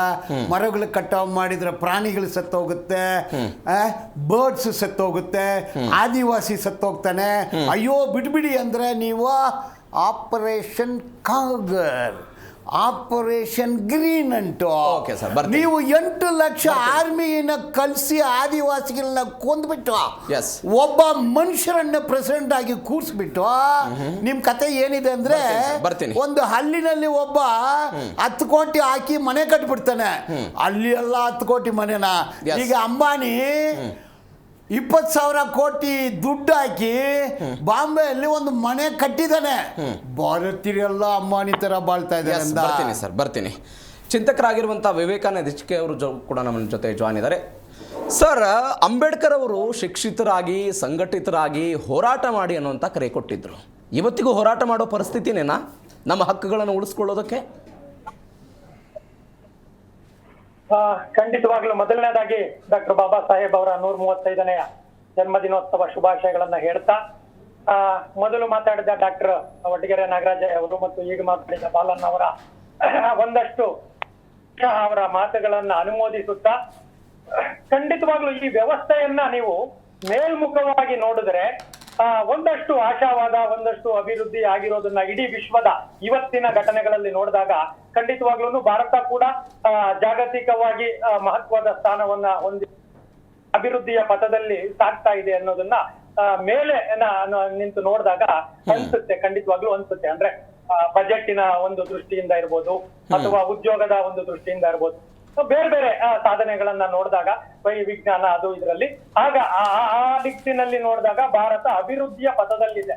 ಅಭಿವೃದ್ಧಿ ಆಗಿಲ್ಲ, ಭಾರತ ಅಭಿವೃದ್ಧಿಯ ಪಥದಲ್ಲಿದೆ. ಆದ್ರೆ ವಾಸ್ತವದಲ್ಲಿ ಕೆಳ ಹಂತದಲ್ಲಿ ನಿಂತು ನೀವು ಒಬ್ಬ ಹೃದಯವಂತನಾಗಿ ಮಾನವೀಯ ಮೌಲ್ಯಗಳನ್ನ ಮತ್ತು ನಾಗರಿಕ ಪ್ರಜ್ಞೆಯನ್ನ ಈ ಸಮಾಜದಲ್ಲಿ ನಿಂತು ನೋಡಿದಾಗ ಅವರಿಬ್ರು ಏನ್ ಹೇಳಿದ್ರಲ್ಲ ಅದು ಅಕ್ಷರತಃ ನಿಜ ಅನ್ಸುತ್ತೆ. ಯಾವಾಗ ಅಂದ್ರೆ ನೀವು ನಿಮ್ಮ ಪಾಡಿಗೆ ನೀವು ನಿಮಗೆ ದುಡ್ಡು ಬರುತ್ತೆ, ನಾವು ಮೇಲ್ವರ್ಗದವರು, ನಾವು ಬುದ್ಧಿವಂತರು, ನಮ್ಮ ಹತ್ರ ಹಣ ಇದೆ ಅಂದಾಗ ವ್ಯವಸ್ಥೆ ತುಂಬಾ ಚೆನ್ನಾಗಿ ಕಾಣ್ತಾ ಇರುತ್ತೆ. ಅರೆ ಸ್ಪರ್ಧೆ ಇದೆಯಲ್ಲ ಮಾಡ್ಲಿ ಅಂತೇಳಿ ಆ ತರ ಅನ್ಸುತ್ತೆ. ಕಾರ್ಪೊರೇಟ್ ಕಲ್ಚರ್ ಕೂಡ ಈ ದೇಶದಲ್ಲಿ ಬಂದ ಮೇಲೆ ಖಂಡಿತವಾಗ್ಲೂ ಆ ತರದ ಒಂದು ಭಾವನೆ ಬರುತ್ತೆ. ಆದ್ರೆ ನೀವ್ ಏನನ್ನಾದ್ರೂ ಮಾಡ್ಲಿಕ್ಕೆ ಹೋದಾಗ ಕೆಳ ಹಂತದಲ್ಲಿ ನೀವು ಮಾಡಕ್ ಶುರು ಮಾಡಿದ್ಮೇಲೆ ಖಂಡಿತವಾಗ್ಲೂ ಈ ದೇಶದಲ್ಲಿ ಹೆಜ್ಜೆ ಹೆಜ್ಜೆಗೂ ಕೂಡ ಸಾಮಾಜಿಕ ಅಸಮಾನತೆ, ಆರ್ಥಿಕ ಅಸಮಾನತೆ, ಕೊನೆಗೆ ನಮ್ಮಂತ ಮಧ್ಯದಲ್ಲಿ ನಿಂತಿರೋರ್ಗೆ ನಮಗೇನನ್ಸುತ್ತೆ ಅಂದ್ರೆ ಒಂದು ಜನಾಂಗವನ್ನೇ ಈ ಕಾರ್ಪೊರೇಟ್ ಸಂಸ್ಕೃತಿ ಒಂಥರ ಸೀಡ್ಲೆಸ್ ಆಗಿ ಕನ್ವರ್ಟ್ ಮಾಡಿದೆ. ಯಾಕೆ ಅಂದ್ರೆ ನೋಡಿ, ಈ ದೇಶಕ್ಕೆ 2 ರೀತಿಯ ಸ್ವಾತಂತ್ರ್ಯಗಳು ಬಂತು. ಎಲ್ಲ ಅನ್ಕೊಂಡಿರೋದು ನಾವು 1947 ಆಗಸ್ಟ್ 15ಕ್ಕೆ ಸ್ವಾತಂತ್ರ್ಯ ಬಂತು ಅಂತ. ಖಂಡಿತವಾಗ್ಲೂ ಇಲ್ಲ. ಆಗ ಬಂದಿರುವ ಸ್ವಾತಂತ್ರ್ಯ ಬ್ರಿಟಿಷರು ಹೋದ್ರು ಅಷ್ಟೇ, ಆಡಳಿತಾತ್ಮಕ ಮತ್ತು ರಾಜಕೀಯ ಸ್ವಾತಂತ್ರ್ಯ ಆದ್ರೆ ಅಲ್ಲಿನ 2.5 ವರ್ಷ ಕೂಡ ನಮ್ಗೆ ನಿಜವಾದ ಸ್ವಾತಂತ್ರ್ಯ ಇರ್ಲಿಲ್ಲ. ನಮಗೆ ನಿಜವಾದ ಸ್ವಾತಂತ್ರ್ಯ ಬಂದಿದ್ದೆ ಬಾಬಾ ಸಾಹೇಬ್ರು 1926 ಯಾವುದು ಸಂವಿಧಾನವನ್ನ ನಾವು ಅಳವಡಿಸ್ಕೊಡ್ತೀವಿ ಅವತ್ತಿಂದಾನೇ ನಮಗೆ ನಿಜವಾದ ವ್ಯಕ್ತಿ ಸ್ವಾತಂತ್ರ್ಯ ಬಂತು. ಆದ್ರೆ ಅಜ್ಞಾನದಲ್ಲಿ ಬಹಳಷ್ಟು ವಿಫಲವಾದ್ವಿ. ಯಾಕೆಂದ್ರೆ ಅಲ್ಲಿ ಬಾಬಾ ಸಾಹೇಬ್ರು ಒಂದು ಮಾತು ಹೇಳ್ತಾರೆ, ಸಂಪತ್ತಿನ ಸಮಾನ ಹಂಚಿಕೆ ಬೇಕು ಅಂತ. ಯಾಕೆಂದ್ರೆ ಈ ಸಮಾಜ ತೀರಾ ಇಲ್ಲಿನ ಸೋಷಿಯಲ್ ಸ್ಟ್ರಕ್ಚರ್ ಹೇಗಿತ್ತು ಅಂದ್ರೆ ಅಸಮಾನತೆ ಇತ್ತು. ಎಲ್ಲಿ ಜಾತಿಯಲ್ಲಿ ಅಸಮಾನತೆ ಇತ್ತು, ಆರ್ಥಿಕ ಅಸಮಾನತೆ ಇತ್ತು, ಶೈಕ್ಷಣಿಕ ಅಸಮಾನತೆ ಇತ್ತು. ಎಷ್ಟೋ ಸಮುದಾಯಗಳಿಗೆ ಶಿಕ್ಷಣವನ್ನೇ ಕೊಟ್ಟಿರ್ಲಿಲ್ಲ, ಜಮೀನೇ ಕೊಟ್ಟಿರ್ಲಿಲ್ಲ. ಹಾಗಾದ್ರೆ ಸ್ವಾತಂತ್ರ್ಯ ಬಂದಾಗ ನಮ್ಗೆಲ್ಲ ಎಲ್ಲಿ ಸಿಕ್ತು? ನಮಗ್ ಬೇಕಾಗಿತ್ತಲ್ಲ, ನಮ್ಗೂನು ಈ ಭೂಮಿಯಲ್ಲಿ ಭಾಗ, ನಮ್ಗೂನು ಈ ಸಮಾಜ ವ್ಯವಸ್ಥೆಯಲ್ಲಿ ಭಾಗ ಬೇಕಿತ್ತಲ್ಲ.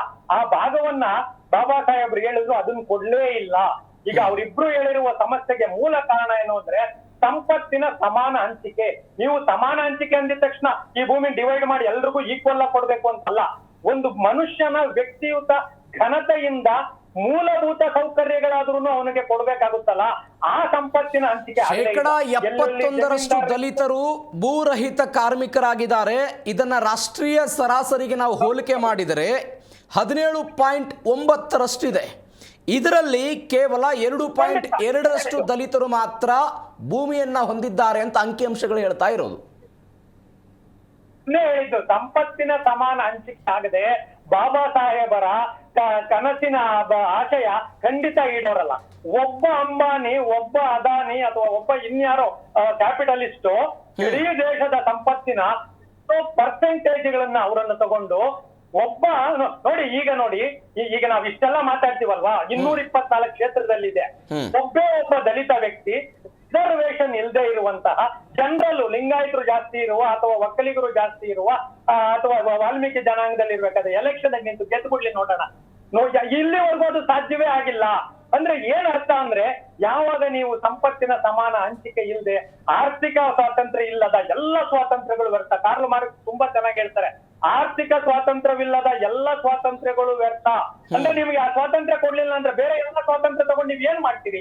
ಈಗ ನೀವು ಉದಾಹರಣೆಗೆ ನ್ಯಾಯಾಂಗದ ಸ್ವಾತಂತ್ರ್ಯ ನನಗಿದೆ, ಮಾತನಾಡುವ ಸ್ವಾತಂತ್ರ್ಯ. ಆದ್ರೆ ನ್ಯಾಯಾಂಗದಲ್ಲಿ ಅವ್ರು ಹೇಳಿದ್ರಲ್ಲ 1 ಕೋಟಿ ಬೇಕು ಸುಪ್ರೀಂ ಕೋರ್ಟ್ ಅಲ್ಲಿ ಒಂದು ಸೆಷನ್ಗೆ ಅಂತ ಹೇಳಿ. ಸೊ ಅವಾಗ ನಾನು ಎಲ್ಲಿಂದ ತಗೊಳ್ಳಿ? ನಾನು ಮತ್ತೆ ನನಗೆ ಮೂಲಭೂತವಾದ ಕನಸುಗಳನ್ನೇ ಕಟ್ಟಿಕೊಡ್ಲಿಕ್ಕೆ ಸಾಧ್ಯವಿಲ್ಲದಂತ ವ್ಯವಸ್ಥೆಗಳನ್ನ ಬಂದಿದೀವಿ. ನೀವು ಈಗ IAS ಆಫೀಸರ್ ತಗೊಳ್ಳಿ, IPS ತಗೊಳ್ಳಿ. ಆಮೇಲೆ ಇಲ್ಲಿನ ಶಿಕ್ಷಣ ಕ್ರಮವೇ ಮೇಲ್ವರ್ಗದ ಒಂದು ಅವ್ರಿಗೆ ಅನುಕೂಲಕರವಾಗಿದೆ.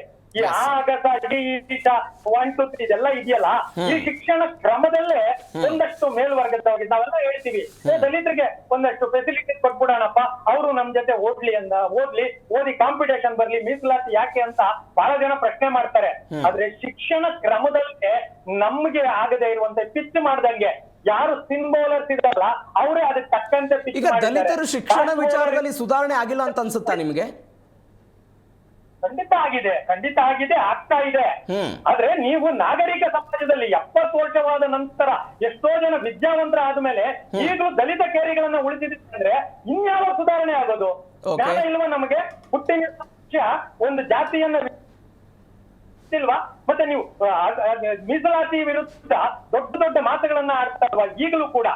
ಮೊನ್ನೆ ಹುಬ್ಳಿಯಲ್ಲಿ ನಿಮ್ಗೂ ಗೊತ್ತಿತ್ತು ಮಾಧ್ಯಮಗಳಿಗೂ, ಅದು ದಲಿತನ ಮದುವೆ ಆದ್ಲು ಅಂತ ಸ್ವಂತ ಮಗಳನ್ನೇ ಗರ್ಭಿಣಿಯನ್ನ ಕೊಲ್ತಾರೆ ಅನ್ನೋದ್ರೆ ಇನ್ನು ನಾಗರಿಕ ಸಮಾಜದಲ್ಲಿ ಹೇಗೆ ಮಾಡ್ತೀರಿ ನೀವೇ ಹೇಳಿ? ಅದು ಒಂದು ಘಟನೆ ಅಲ್ಲ, ಆ ರೀತಿ ಅನೇಕ ಘಟನೆಗಳು ಕೂಡ ಕೆಲವು ಜಾತಿಗಳು ಯಾರನ್ನಾದ್ರೂ ದಲಿತರು ಅಥವಾ ಅಸ್ಪೃಶ್ಯರು ಏನಾದ್ರೂ ನಮ್ಮ ವಂಶ ನಮ್ದು ನಾವು ಅಂದ್ರೆ ಅದೆಲ್ಲಿದ್ದೀವಿ ನಾವು ನಾಗರಿಕ ಸಮಾಜದಲ್ಲಿ? ಬಾಬಾ ಸಾಹೇಬರ ಆಶಯ, ಬಾಬಾ ಸಾಹೇಬರಿಗಿನ್ನ ಮೊದಲು ಬಸವಣ್ಣನವರ ಆಶಯ ಏನು? ಆಮೇಲೆ ವಿದ್ಯಾವಂತರಾಗಿದ್ದೀವಿ ಆಯ್ತು. ಒಂದೇ ಒಂದ್ ನಿಮಿಷ, ಸ್ವಾತಂತ್ರ್ಯಕ್ಕೆ ಮೊದಲು ನಮ್ಗೇನು ಗೊತ್ತಿರ್ಲಿಲ್ಲ. ಹೌದಪ್ಪ, ದಲಿತರು ಅಂದ್ರೆ ಊರಿಂದ ಆಚೆ ಇರ್ಬೇಕು, ಬ್ರಾಹ್ಮಣರು ಅಂದ್ರೆ ಬಹಳ ಶ್ರೇಷ್ಠರು, ಇನ್ನೇನೇನೋ ಇವೆಲ್ಲ ಇತ್ತು. ಈಗ ನಾವು ವಿದ್ಯಾವಂತರಾಗಿದ್ದೀವಿ, ವಿಶ್ವ ನಮ್ಮ ಕೈಯಲ್ಲಿ ಬಂದಿದೆ, ನಾವು ಚಂದ್ರಲೋಕಕ್ಕೆ ಹೋಗ್ತಾ ಇದ್ದೀವಿ, ಸೋಷಿಯಲ್ ಮೀಡಿಯಾ ಇದೆ. ಈಗಲೂ ಕೂಡ ನಿಮ್ಮ ಮನಸ್ಥಿತಿ ಅದೇ ಇದೆ ಅಂದ್ರೆ ಬಾಬಾ ಸಾಹೇಬರ ಆಶಯಕ್ಕೆ ಹೋರಾಟ ಈಗಲೂ ಮಾಡ್ಬೇಕಾ ನಾವು? ಪ್ರತಿಯೊಂದು ಹಕ್ಕುಗಳಿಗಾಗಿ ಇವರು ಅಂಗನವಾಡಿ ಕಾರ್ಯಕರ್ತರು ಅವರೆಲ್ಲ 3,000 2,000 ಹೆಚ್ಚಿಗೆ ಅಂತ ಹೇಳಿ ಹಗಲು ರಾತ್ರಿ ಅಲ್ಲಿ ಫ್ರೀಡಂ ಪಾರ್ಕ್ ಅಲ್ಲಿ ಸ್ಟ್ರೈಕ್ ಮಾಡ್ಬೇಕಾ? ಎಲ್ಲಿದೆ ನಮ್ಮ ಹಕ್ಕುಗಳಿಗಾಗಿ ಈಗಲೂ ಹೋರಾಟ ಮಾಡುವ ಪರಿಸ್ಥಿತಿ ಇದೆ ಅನ್ನೋದಾದ್ರೆ ಒಬ್ಬ ರಾಜಕಾರಣಿ 2,000 ಕೋಟಿ 3,000 ಕೋಟಿ ಡಿಕ್ಲೇರ್ ಮಾಡ್ತಾನೆ, ನಾವೆಲ್ಲ ಹೋಗ್ಬೇಕು? ನಮಗೆ ನೀವು 10,000 20,000 ಇಲ್ಲಿವರೆಗೂ ತಗೊಂಬಂದ್ರೆ ನಮ್ಮ ಮಕ್ಕಳು ಇನ್ನೆಲ್ಲ ಹೋಗ್ತಾರೆ? ಆ ಕಾರಣಕ್ಕೆ ಪ್ರತಿಯೊಂದಕ್ಕೂ ಹೋರಾಟ ಮಾಡಿನೇ ಗಳಿಸಿಕೊಳ್ಳಬೇಕಾದಂತ ಪರಿಸ್ಥಿತಿ ಇದೆ. ಬಾಬಾ ಸಾಹೇಬರ ಆಶಯ ಸಂವಿಧಾನ ಅದ್ಭುತವಾಗಿದೆ, ಅನುಷ್ಠಾನದಲ್ಲಿ ನಾವು ವಿಫಲವಾಗಿದೆ. ಎಸ್ ಸರ್, ಬರ್ತೀನಿ ಮಾತನಾಡೋಣ. ಡಾಕ್ಟರ್ BR ಅಂಬೇಡ್ಕರ್ ಅವರು 1936ರಲ್ಲಿ ಸ್ವತಂತ್ರ ಕಾರ್ಮಿಕ ಪಕ್ಷ ಅನ್ನುವಂಥ ಒಂದು ಪಾರ್ಟಿನ ಸ್ಥಾಪನೆ ಮಾಡೋ ಮುಖಾಂತರ ಕಾರ್ಮಿಕರ ಪರವಾಗಿ ಹೋರಾಟ ಮಾಡಿದರು. ವಿಪರ್ಯಾಸ ಅಂತ ಹೇಳಿದರೆ ಇವತ್ತು ಕಾರ್ಮಿಕರು ತಮ್ಮ ಹಕ್ಕುಗಳಿಗಾಗಿ ಇವತ್ತಿನ ತನಕವೂ ಕೂಡ ಹೋರಾಟ ಮಾಡುವಂಥ ಪರಿಸ್ಥಿತಿ ಇದೆ. ಯಾಕೆ ಹಿಂಗೆ? ಸಮಾನತೆಯ ಕನಸು ಕಂಡಿದ್ದಂತಹ ಅಂಬೇಡ್ಕರ್ ಅವರ ಕನಸುಗಳು ಇವತ್ತಿಗೂ ಕೂಡ ಜ್ವಲಂತವಾಗಿ ಸಮಸ್ಯೆಯಾಗಿ ಆಕೆ ಮತ್ತಷ್ಟು ಉಳಿತು. ಇದರಲ್ಲಿ ಸರ್ಕಾರಗಳ ಪಾತ್ರಗಳು ಏನಾಗಿತ್ತು? ಅಂಬೇಡ್ಕರ್ ಅವರ ಕನಸುಗಳು ನನಸಾಗಿದೆ ಅಂತ ಸರ್. 1918ರಲ್ಲಿ ಅಂಬೇಡ್ಕರ್ ಅವರು ಕೊಲಂಬಿಯಾ ವಿಶ್ವವಿದ್ಯಾಲಯದಿಂದ ಡಾಕ್ಟರೇಟನ್ನು ಪಡೆದುಕೊಂಡು ವಾಪಸ್ ಬರ್ತಾರೆ. ವಾಪಸ್ ಬಂದಾಗ ಬರೋಡಾ ಸಂಸ್ಥಾನದಲ್ಲಿ ಅವರು ಕಾರ್ಯವನ್ನು ನಿರ್ವಹಿಸಬೇಕಾಗಿತ್ತು. ಆ ಸಮಯದಲ್ಲಿ ಬರೋಡಾ ರೈಲ್ವೆ ಸ್ಟೇಷನ್ನಿಗೆ ಅವರು ಬಂದಾಗ ಅವರನ್ನು ಸ್ವಾಗತ ಮಾಡೋದಕ್ಕೆ ಯಾರೂ ಇರಲಿಲ್ಲ. ಅವರಲ್ಲೊಂದು ಬಾಡಿಗೆ ಮನೆಯನ್ನು ಹುಡುಕಬೇಕು ಅನ್ನೋ ಕಾರಣಕ್ಕಾಗಿ ಬಾಡಿಗೆ ಮನೆ ಹುಡ್ಕೊಡೋಕೆ ಶುರು ಮಾಡ್ತಾರೆ ಡಾಕ್ಟರ್ BR ಅಂಬೇಡ್ಕರ್ ಅವರು. ಬಾಡಿಗೆ ಮನೆ ಹುಡ್ಕೊಡೋಕೆ ಶುರು ಮಾಡಿದಾಗ ಇವರು ಕೆಳಜಾತಿಯವರು ಅನ್ನೋ ಕಾರಣಕ್ಕಾಗಿ ಅಲ್ಲಿದ್ದಂತಹ ಮನೆಗಳನ್ನು ಬಾಗಿಲು ಮುಚ್ಚಿಬಿಡ್ತಾರೆ. ಇವರೇನು ಮಾಡ್ತಾರೆ, ಪಾರ್ಸಿ ಸಮುದಾಯಕ್ಕೆ ಸೇರಿದಂಥ ಒಂದು ಹೋಟೆಲಿಗೆ ಹೋಗಿ ಇವರ ಹೆಸರು ವಿಳಾಸ ಎಲ್ಲವನ್ನು ಬದಲಾವಣೆ ಮಾಡಿಕೊಂಡು ಅಲ್ಲಿ ಇರ್ತಾರವರು. ಹಾಗೆ ಇದ್ದಂತಹ ಸಮಯದಲ್ಲೂ ಕೂಡ ಇವರ ಜಾತಿಯನ್ನು ಗುರುತಿಸಿ ಅವರನ್ನು ಹೊಡೆಯುವ ಪ್ರಯತ್ನಗಳಾಗುತ್ತೆ, ಅವರನ್ನು ಅಲ್ಲಿಂದ ಕಳಿಸೋ ಪ್ರಯತ್ನಗಳಾಗುತ್ತೆ. ಅಂಬೇಡ್ಕರ್ ಅವರು ಆ ಬರೋಡಾ ರೈಲ್ವೆ ಸ್ಟೇಷನ್ ಹತ್ರ ಒಂದು ಪಾರ್ಕ್ ಇರುತ್ತೆ, ಆ ಪಾರ್ಕಲ್ಲಿ ಕುಳಿತುಕೊಂಡು ಗಳಗಳನ್ನೇ ಅಳ್ತಾ ಹೇಳ್ತಾರೆ, ವಿದೇಶಕ್ಕೆ ಹೋಗಿ ನಾನು ಶಿಕ್ಷಣ ಪಡೆದುಕೊಂಡು ಬಂದೆ, ನನ್ನ ಪರಿಸ್ಥಿತಿನೇ ಹಿಂಗೆ ಆಗ್ಬಿಟ್ಟಿದೆ. ಹೌದು, ಯಾವುದೇ ಶಿಕ್ಷಣವನ್ನು ಪಡೆದುಕೊಳ್ಳದೆ ನನ್ನಂತಹ ಕೆಳಜಾತಿಯಲ್ಲಿರುವ ಅನೇಕ ಯುವಕರು, ಸಮುದಾಯದವರು ಜನ ಇದ್ದಾರೆ, ಅವರ ಪರಿಸ್ಥಿತಿ ಏನು ಅನ್ನುವಂಥದ್ದನ್ನು ಅವರು ಅವತ್ತು ಆಲೋಚನೆ ಮಾಡಿ ಇದರ ಭಾಗವಾಗಿ ಸಂವಿಧಾನದಲ್ಲಿ SC/ST ದೌರ್ಜನ್ಯ ಕಾಯ್ದೆ ತೆಗೆದುಕೊಂಡು ಬರ್ತಾರೆ. ಇದು ಪರಿಣಾಮಕಾರಿ ಆಗಿದೆಯಾ? ಅಂಬೇಡ್ಕರ್ ಅವರ ಕನಸು ಈಡೇರಿದೆಯಾ? ಅವತ್ತು ಅವರು ಕಣ್ಣೀರು ಹಾಕಿದ್ದಕ್ಕೆ ಇವತ್ತೇನಾದರೂ ಉತ್ತರ ಸಿಕ್ಕಿದೆಯಾ? ಈಗ ನಾನು ಮಾತಾಡ್ತಾ ಹೇಳ್ತಾ ಇದ್ದೆ, ಸಾಮಾಜಿಕ ಅಸಮಾನತೆ ಪ್ರಶ್ನೆ ಇವತ್ತು ಎಷ್ಟೊಂದು ಅವಮಾನ, ಅತ್ಯಾಚಾರ, ಕೊಲೆ, ಸುಲಿಗೆ, ದಬ್ಬಾಳಿಕೆಗಳು ನಡೀತಿದ್ದಾವೆ ಅಂದರೆ ದಲಿತರ ಮೇಲೆ, ಮಹಿಳೆಯರ ಮೇಲೆ. ನಾವು ದಲಿತ ಚಳುವಳಿಯಿಂದ ಒಂದು ಹಾಡು ಕಟ್ಟಿ ದಲಿತ ಕಲಾಮಂಡಳಿ ಆ ಹಾಡುಗಾರರು ಹಾಡ್ತಾ ಇದ್ವಿ. ಕೊಲೆ ಸುಲುಗೆ ನಾಡೊಳಗೆ ಅವಮಾನ ಅತ್ಯಾಚಾರ, ನಾಡಲ್ಲವೋ ಇದು ವಿಷದ ಸಮುದ್ರ ಅಂತ. ಅಂದರೆ ಕೊಲೆ ಸುಲುಗೆ ಅವಮಾನ ಅತ್ಯಾಚಾರಗಳು ಇನ್ನೂ ನಿಂತಿಲ್ಲ. ಇದು ನಾಡಲ್ಲ, ವಿಷದ ಸಮುದ್ರ ಅಂತ. ಈ ನಾಡನ್ನು ವಿಷದ ಸಮುದ್ರ ಮಾಡಿದವರು ಯಾರು ಅಂತ ಹೇಳಿ ಒಂದು ಪ್ರಶ್ನೆ ಕೇಳ್ಕೋಬೇಕಾಗುತ್ತೆ. ಹೌದು, ಅಂಬೇಡ್ಕರ್ ಅವರಿಗೆ ಜಾತಿಯ ಹಿಂಸೆ ಆಯಿತು, ಅಸ್ಪೃಶ್ಯತೆಯ ಅಪಮಾನ ಆಯಿತು. ಅಂಬೇಡ್ಕರ್ ಅವರು ಜಾತಿಯ ಬಗ್ಗೆ ಪ್ರಶ್ನೆ ಮಾಡೋ ತನಕ, ಅಂದರೆ ಜಾತಿಯ ಎಲ್ಲ ಸಾಮಾಜಿಕ ಅಸಮಾನತೆಯ ಮೂಲದಂಡ ಜಾತಿಯ ಕಾರಣ ಸಾಮಾಜಿಕ ಅಸಮಾನತೆಗೆ ಅಂತ ಪ್ರಶ್ನೆ ಮಾಡೋವರೆಗೂ ಭಾರತ ದೇಶದಲ್ಲಿ ಹುಟ್ಟನ್ನು ಒಂದು ಕರ್ಮ ಅಂತ ತಿಳಿಯಲಾಗಿತ್ತು. ಅಂದರೆ ಜನನವನ್ನು ಈ ಜಾತಿಯಲ್ಲಿ ಹುಟ್ಟಿರೋದು ನಮ್ಮ ಕರ್ಮ ಸಿದ್ಧಾಂತ ಹಾಗೆ ನಂಬಿಸಿತ್ತು, ಶಾಸ್ತ್ರಗಳಾಗೆ ನಂಬಿಸಿದ್ದು. ಮತ್ತು ವಿದೇಶಿ ಎತ್ನೋಗ್ರಾಫರ್ಸ್ ಇದ್ದಾರಲ್ಲ, ಒಂದು ಜನಾಂಗೀಯ ಅಧ್ಯಯನ ಮಾಡುವಂಥ ಶಾಸ್ತ್ರಕಾರರು, ಅವರು ಆಡಳಿತ ಸುಗಮ ಮಾಡಿಕೊಳ್ಳೋದಕ್ಕೋಸ್ಕರ ಜನಸಮುದಾಯಗಳನ್ನು ಗಣತಿ ಮಾಡಿದರು ಮತ್ತು ಕುಲಶಾಸ್ತ್ರೀಯ ಅಧ್ಯಯನಗಳನ್ನು ಮಾಡಿಸಿದ್ರು. ಆ ಕುಲಶಾಸ್ತ್ರೀಯ ಅಧ್ಯಯನಗಳು, ಜನಗಣತಿ ಅವೆಲ್ಲವೂ ಕೂಡ ಆಡಳಿತ ಸುಗಮ ಮಾಡಿಕೊಳ್ಳೋದಕ್ಕೆ ಆಗಿತ್ತು. ಇಲ್ಲಿನ ತನಕ ಜಾತಿಯನ್ನು ಒಂದು ಅಸಮಾನತೆಯ ಮೂಲ ಅಂತ ಹೇಳಿ ನಾವು ನೋಡೇ ಇರಲಿಲ್ಲ. ಅಂಬೇಡ್ಕರ್ ಬಂದರು. ಅಂಬೇಡ್ಕರ್ರು ಜಾತಿಯ ಬಗ್ಗೆ ಅಧ್ಯಯನ ಮಾಡಿದರು, ಧರ್ಮದ ಬಗ್ಗೆ ಅಧ್ಯಯನ ಮಾಡಿದರು. ದ ರಿಡ್ಲ್ಸ್ ಇನ್ ಹಿಂದೂಯಿಸಮ್ ಅಂತ ಬರೆದ್ರು, ರಾಮ ಅಂಡ್ ಕೃಷ್ಣ ಅಂತ ಹೇಳಿ ಬರೆದ್ರು.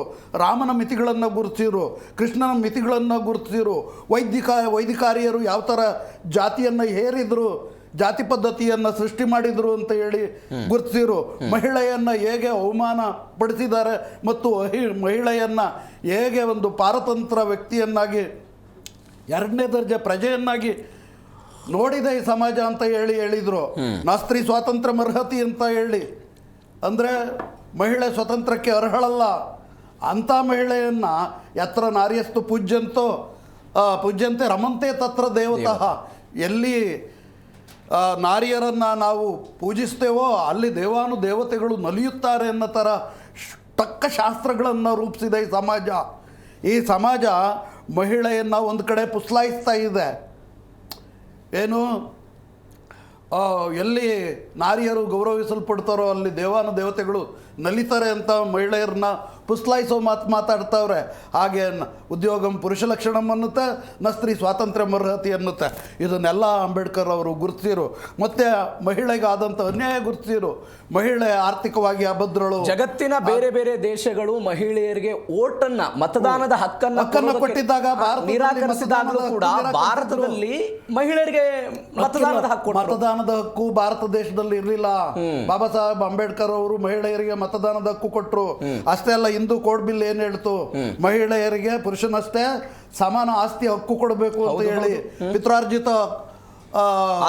ಆಸ್ತಿಗಳ ಹಕ್ಕನ್ನ ಮತ್ತು ಉದ್ಯೋಗಕ್ಕೆ ಪ್ರವೇಶ ಮಾಡುವ, ಉತ್ಪಾದನಾಂಗಗಳಿಗೆ ಪ್ರವೇಶ ಮಾಡುವ ಹಕ್ಕು, ವಿದ್ಯಾಭ್ಯಾಸ ಒಂದು ಹಕ್ಕು, ಹೆರಿಗೆ ಭತ್ಯೆ ಮತ್ತೆ ಈ ವೇತನ ಸಹಿತವಾದಂಥ ಹೆರಿಗೆ ರಜೆ ಇವೆಲ್ಲ ಕೊಟ್ಟರು ಮಹಿಳೆಯರಿಗೆ. ಅಂತ ಮಹಿಳೆಗೆ ಹಕ್ಕು ನಿರಾಕರಣೆ ಮಾಡಿದಾಗ ಇವರು ಹಿಂದೂ ಕೋಡ್ ಬಿಲ್ನ ಸಂಸತ್ನಲ್ಲಿ ಮಂಡಿಸಿರುವಾಗ ಈ ಮತೀಯವಾದಿಗಳು ಇದು ಧರ್ಮ ವಿರೋಧಿಯಾದಂಥ ನಡವಳಿಕೆ ಅಂತ ಅಂಬೇಡ್ಕರ್ ವಿರುದ್ಧ ನಿಂತಾಗ ಅಂಬೇಡ್ಕರ್ ಆ ಮಂತ್ರಿ ಪದವಿಗೆ ರಾಜೀನಾಮೆ ಕೊಡ್ತಾರೆ. ಮಹಿಳೆಯರು ವಂಚಿತಳಾಗಿದ್ದಾಳೆ, ಶೋಷಿತಳಾಗಿದ್ದಾಳೆ, ಆ ಮಹಿಳೆಗೆ ಸಮಾನ ಸ್ಥಾನಮಾನ, ಪುರುಷನಷ್ಟೇ ಸ್ಥಾನಮಾನ ಕೊಡಲಿಲ್ಲ ಅಂದಮೇಲೆ ಈಗ ನಾನು ಇಂಥ ಪದವಿನಲ್ಲಿ ಇದ್ರೇನು ಅಂತ ಹೇಳಿ ಅಂತ ಮುಖ್ಯ ಪದವಿಗೆ ರಾಜೀನಾಮೆ ಕೊಟ್ಟಂಥವ್ರು ಅಂಬೇಡ್ಕರ್ ಅವರು. ಆದ್ರಿಂದ ನಾವು ಅರ್ಥ ಮಾಡ್ಕೋಬೇಕಾಗಿದೆ, ಈ ಜಾತಿ ಎಷ್ಟು ಅಮಾನವೀಯ, ಈ ಜಾತಿ ಯಾವ ಥರ ಒಂದು ಶೋಷಣೆಯ ಮಾನದಂಡ. ಅದಕ್ಕೆ ಅವರು ಅಂಬೇಡ್ಕರ್ ಹೇಳಿದ್ದು ಅನಿಲೇಷನ್ ಆಫ್ ಕ್ಯಾಸ್ಟ್ ಸಿಸ್ಟಮ್. ಏನು, ಜಾತಿ ವಿನಾಶ ಆಗಬೇಕು, ಜಾತಿ ವಿನಾಶ ಆಗಲೇಬೇಕು. ಅದು ಜಾತಿ ವಿನಾಶ ಅಂಬೇಡ್ಕರ್ ಕನಸು ಅಷ್ಟೇ ಅಲ್ಲ, ಅಂಬೇಡ್ಕರ್ ಆಶಯ ಅಷ್ಟೇ ಅಲ್ಲ, ಅದು ಬಸವಣ್ಣನವರ ಆಶಯವೂ ಆಗಿತ್ತು. ಅದಕ್ಕೆ ನಮಗೆ ಕರಸ್ಥಲಕ್ಕೆ ಲಿಂಗವನ್ನು ಕೊಟ್ಟು ಮಹಿಳೆಯರಿಗೂ ಪುರುಷರಿಗೂ ಸಮಾನ ಹಕ್ಕುಗಳನ್ನ, ಲಿಂಗಧಾರಣೆಯ ಹಕ್ಕನ್ನು ಕೊಟ್ಟು ಎಲ್ಲರನ್ನೂ ಲಿಂಗವಂತರನ್ನಾಗಿ ಮಾಡಿದ್ರು ಬಸವಣ್ಣವರು. ಸರ್ವ ಸಮಾನರು ಅನಿಸಿದ್ರು. ಆ ಥರ ಜಾತಿ ನಾಶ ಆಗಿ ಸರ್ವ ಸಮಾನತೆ ಸ್ಥಾಪನೆ ಆಗಬೇಕು. ಇಲ್ಲದೆ ಇದ್ರೆ ಇದೇ ಜಾತಿಯ ಹೆಸರಿನಲ್ಲಿ ಯಾವ ಒಂದು ಜಾತಿಯ ಸಾಮಾಜಿಕ ಯಾಜಮಾನ್ಯವನ್ನ ಪುರೋಹಿತಶಾಹಿಗಳು ಹಿಡ್ಕೊಂಡಿರ್ತಾರೋ ಅವರಿಂದಲೇ ಸಮುದಾಯಗಳು ಶೋಷಣೆಗೀಡಾಗಬೇಕಾಗುತ್ತೆ ಅಂತ ಅಂಬೇಡ್ಕರ್ ಅರ್ಥಕೊಂಡಿದ್ರು. ಎಸ್ ಸರ್, ಬರ್ತೀನಿ. ಬಲನ್ ಸರ್, ನಾನು ಬ್ರೇಕ್ಗಿಂತ ಮೊದಲು ಹೇಳ್ತಾ ಇದ್ದೆ, 1936ರಲ್ಲಿ ಅಂಬೇಡ್ಕರ್ ಅವರು ಸ್ವತಂತ್ರ ಕಾರ್ಮಿಕ ಪಕ್ಷದ ಮುಖಾಂತರ ಕಾರ್ಮಿಕರ ಪರವಾಗಿ ಹೋರಾಟ. ಬಟ್ ವಿಪರ್ಯಾಸ ಅಂತ ಹೇಳಿದ್ರೆ ಇವತ್ತು ಕಾರ್ಮಿಕರ ಪ್ರತಿಭಟನೆಗಳನ್ನು ಗಮನಿಸ್ತಾ ಇದ್ದೀವಿ. ಅವರಿಗೆ ಸಿಗಬೇಕಾದಂಥ ಯಾವುದೇ ಹಕ್ಕುಗಳು ಇವತ್ತಿನ ತನಕವೂ ಕೂಡ ಸಿಗ್ತಾ ಇಲ್ಲ. ಇದರ ಹಿಂದಿರುವಂತಹ ಉದ್ದೇಶಗಳೇನು ಅಂತ ಅಂದರೆ, ಕಾರ್ಮಿಕರನ್ನು ಅಂಬೇಡ್ಕರ್ ಅವರು ಕಂಡಿದ್ದಂತಹ ರೀತಿ ಇವತ್ತಿನ ಸರ್ಕಾರಗಳು ಕಾಣ್ತಾ ಇರುವಂತಹ ರೀತಿ ನೋಡಿ. ಡಾಕ್ಟರ್ ಅವರು ಇಂಡಿಪೆಂಡೆಂಟ್ ಲೇಬರ್ ಪಾರ್ಟಿ, ಅದು red flag, 3 star, independent labour party, ಆಮೇಲೆ ಶೆಡ್ಯೂಲ್ ಕ್ಯಾಸ್ಟ್ ಫೆಡರೇಷನ್ ಅಂತ ಬಂದರು. ಕೊನೆ ಸಂದರ್ಭದಲ್ಲಿ ರಿಪಬ್ಲಿಕನ್ ಪಾರ್ಟಿ ಆಫ್ ಇಂಡಿಯಾ ಕಟ್ಟಬೇಕಂತ ಬಂದರು. ಈಗ ಏನಾಯಿತು, ಸಂವಿಧಾನ ಬರೆದಿದ್ದು ಡಾಕ್ಟರ್ ಬಿ ಆರ್ ಅಂಬೇಡ್ಕರ್. ಸಂವಿಧಾನದಲ್ಲಿ ಒಂದು ಫಂಡಮೆಂಟಲ್ ರೈಟು ಮತ್ತು ಡೈರೆಕ್ಟಿವ್ ಪ್ರಿನ್ಸಿಪಲ್ಸ್ ಎಂದು ಬರೆದಿದ್ರು. ಕಾರ್ಮಿಕರ ಹಕ್ಕನ್ನು ಡೈರೆಕ್ಟಿವ್ ಪ್ರಿನ್ಸಿಪಲ್ಗೆ ಬಂತು, ಶ್ರೀಮಂತರ ಹಕ್ಕು ಫಂಡಮೆಂಟಲ್ ರೈಟಲ್ಲಿ ಬಂತು. ಆಯಿತಾ? ಈಗ ಈ ದೇಶದಲ್ಲಿ ಒಂದು ಕಾಡು ಹೆಂಗಿರಬೇಕು, ನೀರು ಸಮುದ್ರ ಹೆಂಗಿರಬೇಕು, ಆಕಾಶ ಭೂಮಿ, ಒಂದು ನಾಗರಹಾವನ್ನ ಕೊಂದರೆ ಏನು, ಎಲ್ಲದೂ ನೀತಿ ಇದೆ. ಬಟ್ ನಮ್ಮ ಸಂವಿಧಾನದಲ್ಲಿ ಕಾರ್ಮಿಕರ ನೀತಿ ಮಾತ್ರ ಇಲ್ಲ. ಕಾರ್ಮಿಕರಂದರೆ ಏನು, ಕಾರ್ಮಿಕ ನೀತಿ ಅಂದರೆ ಏನು? ಇತ್ತೀಚೆಗೆ ಕೇಂದ್ರ ಸರ್ಕಾರ ಕಾರ್ಮಿಕ ನೀತಿಗಳನ್ನೇನೋ ಅದಕ್ಕೆ ಬರ್ತೀನಿ. ಈಗ ಹೋರಾಟ ಮಾಡಿ ಅಂಬೇಡ್ಕರ್ ಅವರ ಹೋರಾಟನೂ ಇದೆ, ಕಮ್ಯುನಿಸ್ಟ್ರು ಹೋರಾಟ ಇದೆ, ಭಗತ್ ಸಿಂಗ್ ಹೋರಾಟ ಇದೆ. ಸುಮಾರು ಜನ ತ್ಯಾಗ ಮಾಡಿ 44 ಕಾನೂನು, ಸಂಬಳದ ಭದ್ರತೆ, ಕೆಲಸದ ಭದ್ರತೆ, ಸಾಮಾಜಿಕ ಭದ್ರತೆ ಎಂದು ತಂದರು. ಇದು 1918ನಲ್ಲಿ 20% ಕಾರ್ಮಿಕರಿಗೆ ಸಿಕ್ತು, 80% ಕಾರ್ಮಿಕರಿಗೆ ಸಿಗಲಿಲ್ಲ. ಅಂದರೆ ಸ್ವತಂತ್ರ ಬಂದು 1980ನೇ ಇಸ್ವಿವರೆಗೆ ಈ ಕಾರ್ಮಿಕರ ಹಕ್ಕು ಬರೀ 20%ಗೆ ಮಾತ್ರ, 80%ಗೆ ಇಲ್ಲವೇ ಇಲ್ಲ. ಈಗ 2026ಅಲ್ಲಿ ಇದು ಕೇವಲ 3%ಗೆ ಮಾತ್ರ ಈ ಭದ್ರತೆಗಳು ಸಿಗ್ತಾ ಇದೆ, ಮತ್ತು 97%ಗೆ ಇಲ್ಲ. Gig employee, platform employment, Swiggy, Zomato, urban company, Amazon, ಮಾಲೀಕರು ಇಲ್ಲ, ಕಾರ್ಮಿಕರು ಇಲ್ಲ, ಕಾನೂನು ಇಲ್ಲ, ಪ್ರೊಟೆಕ್ಷನು ಇಲ್ಲ. ಈಗ ನೀವು 4 ಕೋಡ್ ತಂದಿದ್ದೀರಿ. ಓಕೆ, 4 ವರ್ಣ, 4 ಕೋಡು, 4 ಕೋಡು. ಅದು ಕಾರ್ಮಿಕರ ಮೇಲೆ ಮೋದಿ ಸಾಹೇಬರು ಇಟ್ಟಿರುವ ಲೋಡು.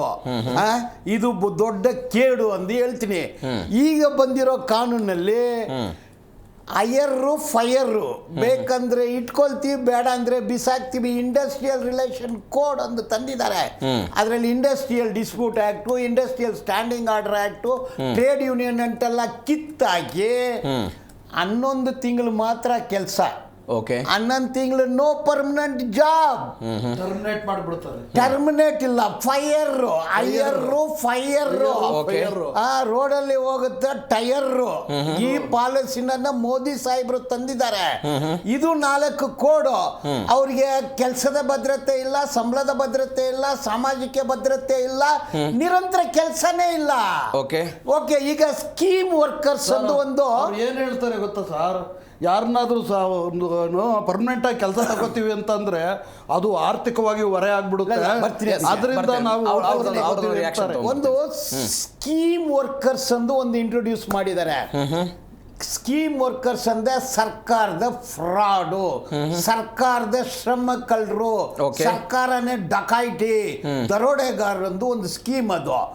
ಈಗ 108 ambulance, nurses, drivers, national rural health mission nurses, every state 5-6 ಸಾವಿರ ಇದ್ದಾರೆ.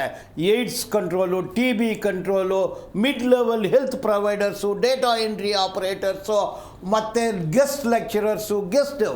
They are called a scheme workers. ಅವ್ರ ವರ್ಕರ್ ಅಲ್ಲ, ಅವ್ರಿಗೆ DA ಇಲ್ಲ, PF ಇಲ್ಲ, ESI ಇಲ್ಲ, ಅಪಾಯಿಂಟ್ಮೆಂಟ್ ಇಲ್ಲ, ಟರ್ಮಿನೇಷನ್ ಇಲ್ಲ.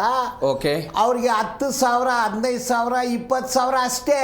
ಈಗ ನಾನು ಅಲ್ಲಿಂದನೇ ಬಂದಿದ್ದೀನಿ. ಎಲ್ಲಿ I am the president of ಬಿಸಿ ಊಟ ಕಾರ್ಯಕರ್ತರು. ಅವರು scheme workers. Central government scheme ಅದು. 60-40, 4,600, 4,700 ಒಂದು ದಿವಸಕ್ಕೆ. ಅವರು 5 ತಾಸು 6 ತಾಸು ಕೆಲಸ ಮಾಡ್ತಾ ಇದ್ದಾರೆ. ಅಂಗನವಾಡಿ ಕಾರ್ಯಕರ್ತರು, ಕಾರ್ಮಿಕರು ಕರ್ನಾಟಕದಲ್ಲಿ 1,40,000, ಇವರು 1,10,000. ಅಂದರೆ ಒಂದು ಡಿಸ್ಟ್ರಿಕ್ಟಿಗೆ ಸರ್ಕಾರದ ಮುಖಾನೇ ಇವರು. ಓಕೆ, ಇವ್ರು ಎಲ್ಲರೂ ದಲಿತರು. ಕನಿಷ್ಠ ವೇತನಕ್ಕಾಗಿ ಅನೇಕ ವರ್ಷಗಳಿಂದ ಪ್ರತಿಭಟನೆ ಎಲ್ಲಿ ಕನಿಷ್ಠ ವೇತನ ಅವ್ರಿಗಿಲ್ಲ. ಪ್ರತಿಭಟನೆ ಮಾಡ್ತಾ ಇದ್ದಾರೆ. That is the problem. ಕನಿಷ್ಠ ವೇತನ ಅನ್ನೋದು ಸ್ಕೀಮ್ ವರ್ಕರ್ಸ್ಗಿಲ್ಲ. ಇದನ್ನೇ ನಾನು ಸಚಿವರ ಹತ್ರ ಮಾತಾಡಿದ್ರೆ, ಮಧು ಬಂಗಾರಪ್ಪ ಹತ್ರ, ಅದು ಸ್ಕೀಮ್ ವರ್ಕರ್ಸ್ ಬಾಲನ್ ಅವರೇ, ಅವ್ರಿಗೆ ಇಲ್ಲ. DA ಇಲ್ಲ, ವೇಜ್ ರಿವಿಷನ್ ಇಲ್ಲ, ಕನಿಷ್ಠ ವೇತನ ಇಲ್ಲ, Yes, sir. ESI ಇಲ್ಲ, ಈ ತರ ಇವರೇ ಮುಖ. ಈಗ ಪೋಷಕರು ಯಾರು? ಊರಲ್ಲಿ ಅಂಗನವಾಡಿ ಟೀಚರ್ ಏನ್ ಕೆಲಸ ಮಾಡ್ತಾರೆ, ಆಶಾ ಕಾರ್ಯಕರ್ತರು, ನರ್ಸಸ್ಸು, Yes, sir. ಇಡೀ ದೇಶವನ್ನು ಕಾಪಾಡೋರಿಗೆ ಅವ್ರನ್ನ ಕಾರ್ಮಿಕರಂದು ಹೇಳ್ತಾ ಇಲ್ಲ ನೀವು. ಅವ್ರಿಗೆ ಪರಿಹಾರನೇ ಇಲ್ಲ. ಓಕೆ. ಪರಿಹಾರ ಅಂದ್ರೆ ಈಗ ರೋಡಲ್ಲಿ ಹೋಗ್ತಾ ಇದ್ವಿ, ಆಕ್ಸಿಡೆಂಟ್ ಆಯಿತು, ಪೊಲೀಸ್ ಸ್ಟೇಷನು. ಒಂದು ಗಾರ್ಮೆಂಟ್ ಇಂಡಸ್ಟ್ರಿನಲ್ಲಿ ಫೈರ್ ಆಯಿತು, ಇಂಡಸ್ಟ್ರಿಯಲ್ ಡಿಸ್ಪ್ಯೂಟ್ ಆ್ಯಕ್ಟು, ಕಾರ್ಮಿಕ ಭವನ, ಅಡ್ಜುಡಿಕೇಷನ್, ನೆಗೋಸಿಯೇಷನು ಎಲ್ಲ ಇದೆ. ಓಕೆ. ಕನ್ಸಿಲೇಷನು ಇದೆ. ಬಟ್ ಈ ಕಾರ್ಮಿಕರಿಗೆ ಇಲ್ಲವೇ ಇಲ್ಲ. ಇದು ಯಾರು ಮಾಡಿದ್ದು? ಈಗ ಈ ಪರಿಸ್ಥಿತಿನಲ್ಲಿ ಇಡೀ ದೇಶದ ಕಾರ್ಮಿಕರನ್ನೇ ಭಾರತೀಯ ಜನತಾ ಪಾರ್ಟಿ ಇದು ಇಲ್ಲೇ ಹೇಳ್ತೀನಿ ನಾನು. ಈಗ ಧರ್ಮಗಳು ಮತ್ತು ಕಾರ್ಮಿಕರಂದು ಒಂದು ಟಚ್ ಕೊಡ್ತೀನಿ. ಈಗ ಇಸ್ಲಾಂ ಧರ್ಮ ಕುರಾನಲ್ಲಿ ಏನು ಹೇಳುತ್ತೆ, ಬೆವರು ಒಣಗಕ್ಕೆ ಮೊದಲು ಕೂಲಿ ಕೊಟ್ಬಿಡಿ. ಕರೆಕ್ಟ್. ಆಯಿತಾ? ಈಗ ಕ್ರೈಸ್ತ ಧರ್ಮ ಏನು ಹೇಳುತ್ತೆ, ದೇವರು ಕೊಡೋ ಮರ್ಯಾದೆ ಮಾಲೀಕರಿಗೂ ಕೊಡಿ, ಕಾರ್ಮಿಕರಿಗೂ ಕೊಡಿ, ಅವ್ರಿಗೂ ಕೂಲಿ ಕೊಡಿ ಅಂತ ಹೇಳುತ್ತೆ. ಭಗವದ್ಗೀತೆ ಏನು ಹೇಳುತ್ತೆ, ಕೆಲಸ ಮಾಡಿ ಕೂಲಿ ಕೇಳಬೇಡ ಅಂತ ಹೇಳುತ್ತೆ. ಮಹಾತ್ಮ ಗಾಂಧಿ ಏನು ಹೇಳಿದರು, ದಲಿತರನ್ನ ಹರಿಜನರು ದೇವ್ರ ಮಕ್ಕಳು. ಏನಯ್ಯ ದೇವ್ರ ಮಕ್ಕಳು? ಅವರು ಹುಟ್ಟಿದ್ದೇ ಬೇರೆ ವರ್ಗದವ್ರಿಗೆ ಸೇರಿಲ್ಲ. ಒಂದು ಸೆಕೆಂಡ್ ನೀವು ಕಂಪ್ಲೀಟ್ ಮಾಡಬೇಕು. ನಾನು ಅದು ಮೋದಿ ಸಾಹೇಬರು ಒಂದು ಪುಸ್ತಕ ಬರೆದಿದ್ದಾರೆ 2007 ಕರ್ಮ ಯೋಗ ಪುಸ್ತಕದ ಹೆಸರು. ಮೋದಿ ಸಾಹೇಬರು ಏನು ಬರೆದಿದ್ದಾರೆ ಅಂದರೆ, ಈ ಸ್ವಚ್ಛಗೊಳಿಸೋರು, ಈ ಮಾದಿಗರು, ಈ ಒಳಚರಂಡಿ ಕ್ಲೀನ್ ಮಾಡೋರು, ಮಲಮೂತ್ರ ತೆಗೆಯೋರು, ಈ ಜಾತಿ ಬರೀ ಹೊಟ್ಟೆಪಾಡು ಕೆಲಸ ಮಾಡ್ತಾ ಇಲ್ಲ, ಅದು ದೇವರ ಸೃಷ್ಟಿ. ಅವ್ರು ಹುಟ್ಟಿದ್ದೇ ಇನ್ನೊಬ್ಬರು ಮಲಮೂತ್ರ ತೆಗೆಯಕ್ಕಂದು ಈ ದೇಶದ ಪ್ರಧಾನಮಂತ್ರಿ ಪುಸ್ತಕದಲ್ಲಿ ಬರೆದಿದ್ದಾರೆ. ಎಸ್ ಸರ್, ಬರ್ತೀನಿ. ಅಂದರೆ ಕಾರ್ಮಿಕರಂದ್ರೆ ನೀವು ಬ್ರಾಹ್ಮಣರು, ಕ್ಷತ್ರಿಯರು, ವೈಶ್ಯರಿಗೆ ಸೇವಾ ಮಾಡೋದು ನಿಮ್ಮ ಕೆಲಸ, ಕೂಲಿ ಕೇಳಬೇಡ ಅಂದು ಮನುಸ್ಮೃತಿನಲ್ಲಿ ಇದೆ, ಭಗವದ್ಗೀತೆಯಲ್ಲಿ ಇದೆ, ರಾಮಾಯಣದಲ್ಲಿದೆ, ಮಹಾಭಾರತದಲ್ಲಿದೆ, ಉಪನಿಷತ್ತಲ್ಲಿದೆ. ಇದು ದ್ರೋಹ. ಅದನ್ನೇ ಬಾಬಾ ಸಾಹೇಬ್ರು ಹೇಳಿದರು, ಹುಟ್ಟಿದಾಗ ನಾನು ಹಿಂದೂ ಅಂದು ಹುಟ್ಟುಬಿಟ್ಟೆ, ಸತ್ತಾಗ ನಾನು ಹಿಂದೂವಾಗಿ ಸಾಯೋದಿಲ್ಲ. ಇದು ಹಿಂದೂ ಹೇಳಿದ್ರು ಅವರು ಕಾರ್ಮಿಕರೇ ಪೊರ್ಕೆ ಬಿಸಾಕಿ ಅಂದರು. ನಿನ್ಗೆ ಟೈಮ್ ಆಯ್ತು, ಇಲ್ಲಾಂದ್ರೆ ಇನ್ನೂ ಒಂದು ಬರ್ತೀನಿ. ವಿವೇಕಾನಂದ ಅವರೇ, ಈ ಅಂಬೇಡ್ಕರ್ ಅವರನ್ನ ಒಂದು ಜಾತಿಗೆ ಸೀಮಿತಗೊಳಿಸೋ ಮುಖಾಂತರ ಅವರ ತತ್ವ ಮತ್ತು ಆದರ್ಶಗಳನ್ನು ಅಷ್ಟಕ್ಕೆ ಸೀಮಿತಗೊಳಿಸೋ ಪ್ರಯತ್ನ ಆಗ್ತಿದೆಯಾ ದೇಶದಲ್ಲಿ? ಪ್ರಯತ್ನ ಆಗ್ತಿದೆ ಅಂತ ಅದು ಅಂಬೇಡ್ಕರ್ ವಿಷಯಕ್ಕೆ ಮಾತ್ರ ಅಲ್ಲ, ಎಲ್ಲರ ವಿಷಯಕ್ಕೂ ಆಗ್ತಾ ಇದೆ. ಬಸವಣ್ಣನ ವಿಷಯ, ವಾಲ್ಮೀಕಿ ವಿಷಯ, ಅದು ರಾಜಕೀಯ ಕಾರಣಗಳು ಮತ್ತು ಸಂಘಟನಾತ್ಮಕ ಕಾರಣಗಳಿಗಾಗಿ ಹಾಗಾಗ್ತಾ ಇದೆ. ಆದ್ರೆ ವಾಸ್ತವ ಹಾಗಿಲ್ಲ. ಅಂಬೇಡ್ಕರ್ ಅವರನ್ನ ಯಾವುದೋ ಒಂದು ಸಮುದಾಯ, ಅವರು ಎಲ್ಲ ಶೋಷಿತ ವರ್ಗಗಳು ಅಂತ ಹೇಳಿ ಮಾಡ್ತಾರೆ. ನೋಡಿ, ಈಗ ಮಹಿಳೆಯರಿಗೆ ಅವರು ಏನೇನು ಅನುಕೂಲಗಳು ಮಾಡಿಕೊಟ್ಟಿದ್ದಾರೆ, ಅದು ಯಾವುದೋ ಒಂದು ಜಾತಿಯ ಮಹಿಳೆಯರಿಗೆ ಅಲ್ಲ, ಅದು ಎಲ್ಲ ಜಾತಿಯ ಮಹಿಳೆಯರಿಗೆ ಇರುತ್ತೆ. ಅಂದ್ರೆ ಹಾಗೆ ಕಾರ್ಮಿಕರು ಅಂದಿದ ತಕ್ಷಣ ಕೇವಲ ಅಸ್ಪೃಶ್ಯ ಕಾರ್ಮಿಕರು ಅಂತಲ್ಲ, ಎಲ್ಲಾ ಕಾರ್ಮಿಕರಿಗೂ ಸೇರುತ್ತೆ. ಈಗ ನೋಡಿ, ಉದಾಹರಣೆಗೆ ಮಾಧ್ಯಮ ಸ್ವಾತಂತ್ರ್ಯ ಏನಿದೆ ಎಲ್ಲರಿಗೂ ಸೇರುತ್ತೆ. ಇದ್ರೊಳಗಡೆ ಒಂದು ಸಮುದಾಯದ ಪ್ರಶ್ನೆನೇ ಬರಲ್ಲ. ಇವತ್ತು ಎಲ್ಲಾ ಮಾಧ್ಯಮಗಳು ಕೂಡ ಅಭಿವ್ಯಕ್ತಿ ಸ್ವಾತಂತ್ರ್ಯವನ್ನ ತುಂಬಾ ಚೆನ್ನಾಗಿ ಉಪಯೋಗಿಸ್ಕೊಂಡು ತಮ್ಮ ಜೀವನವನ್ನ ಕಟ್ಕೊಂಡಿದ್ದಾರೆ.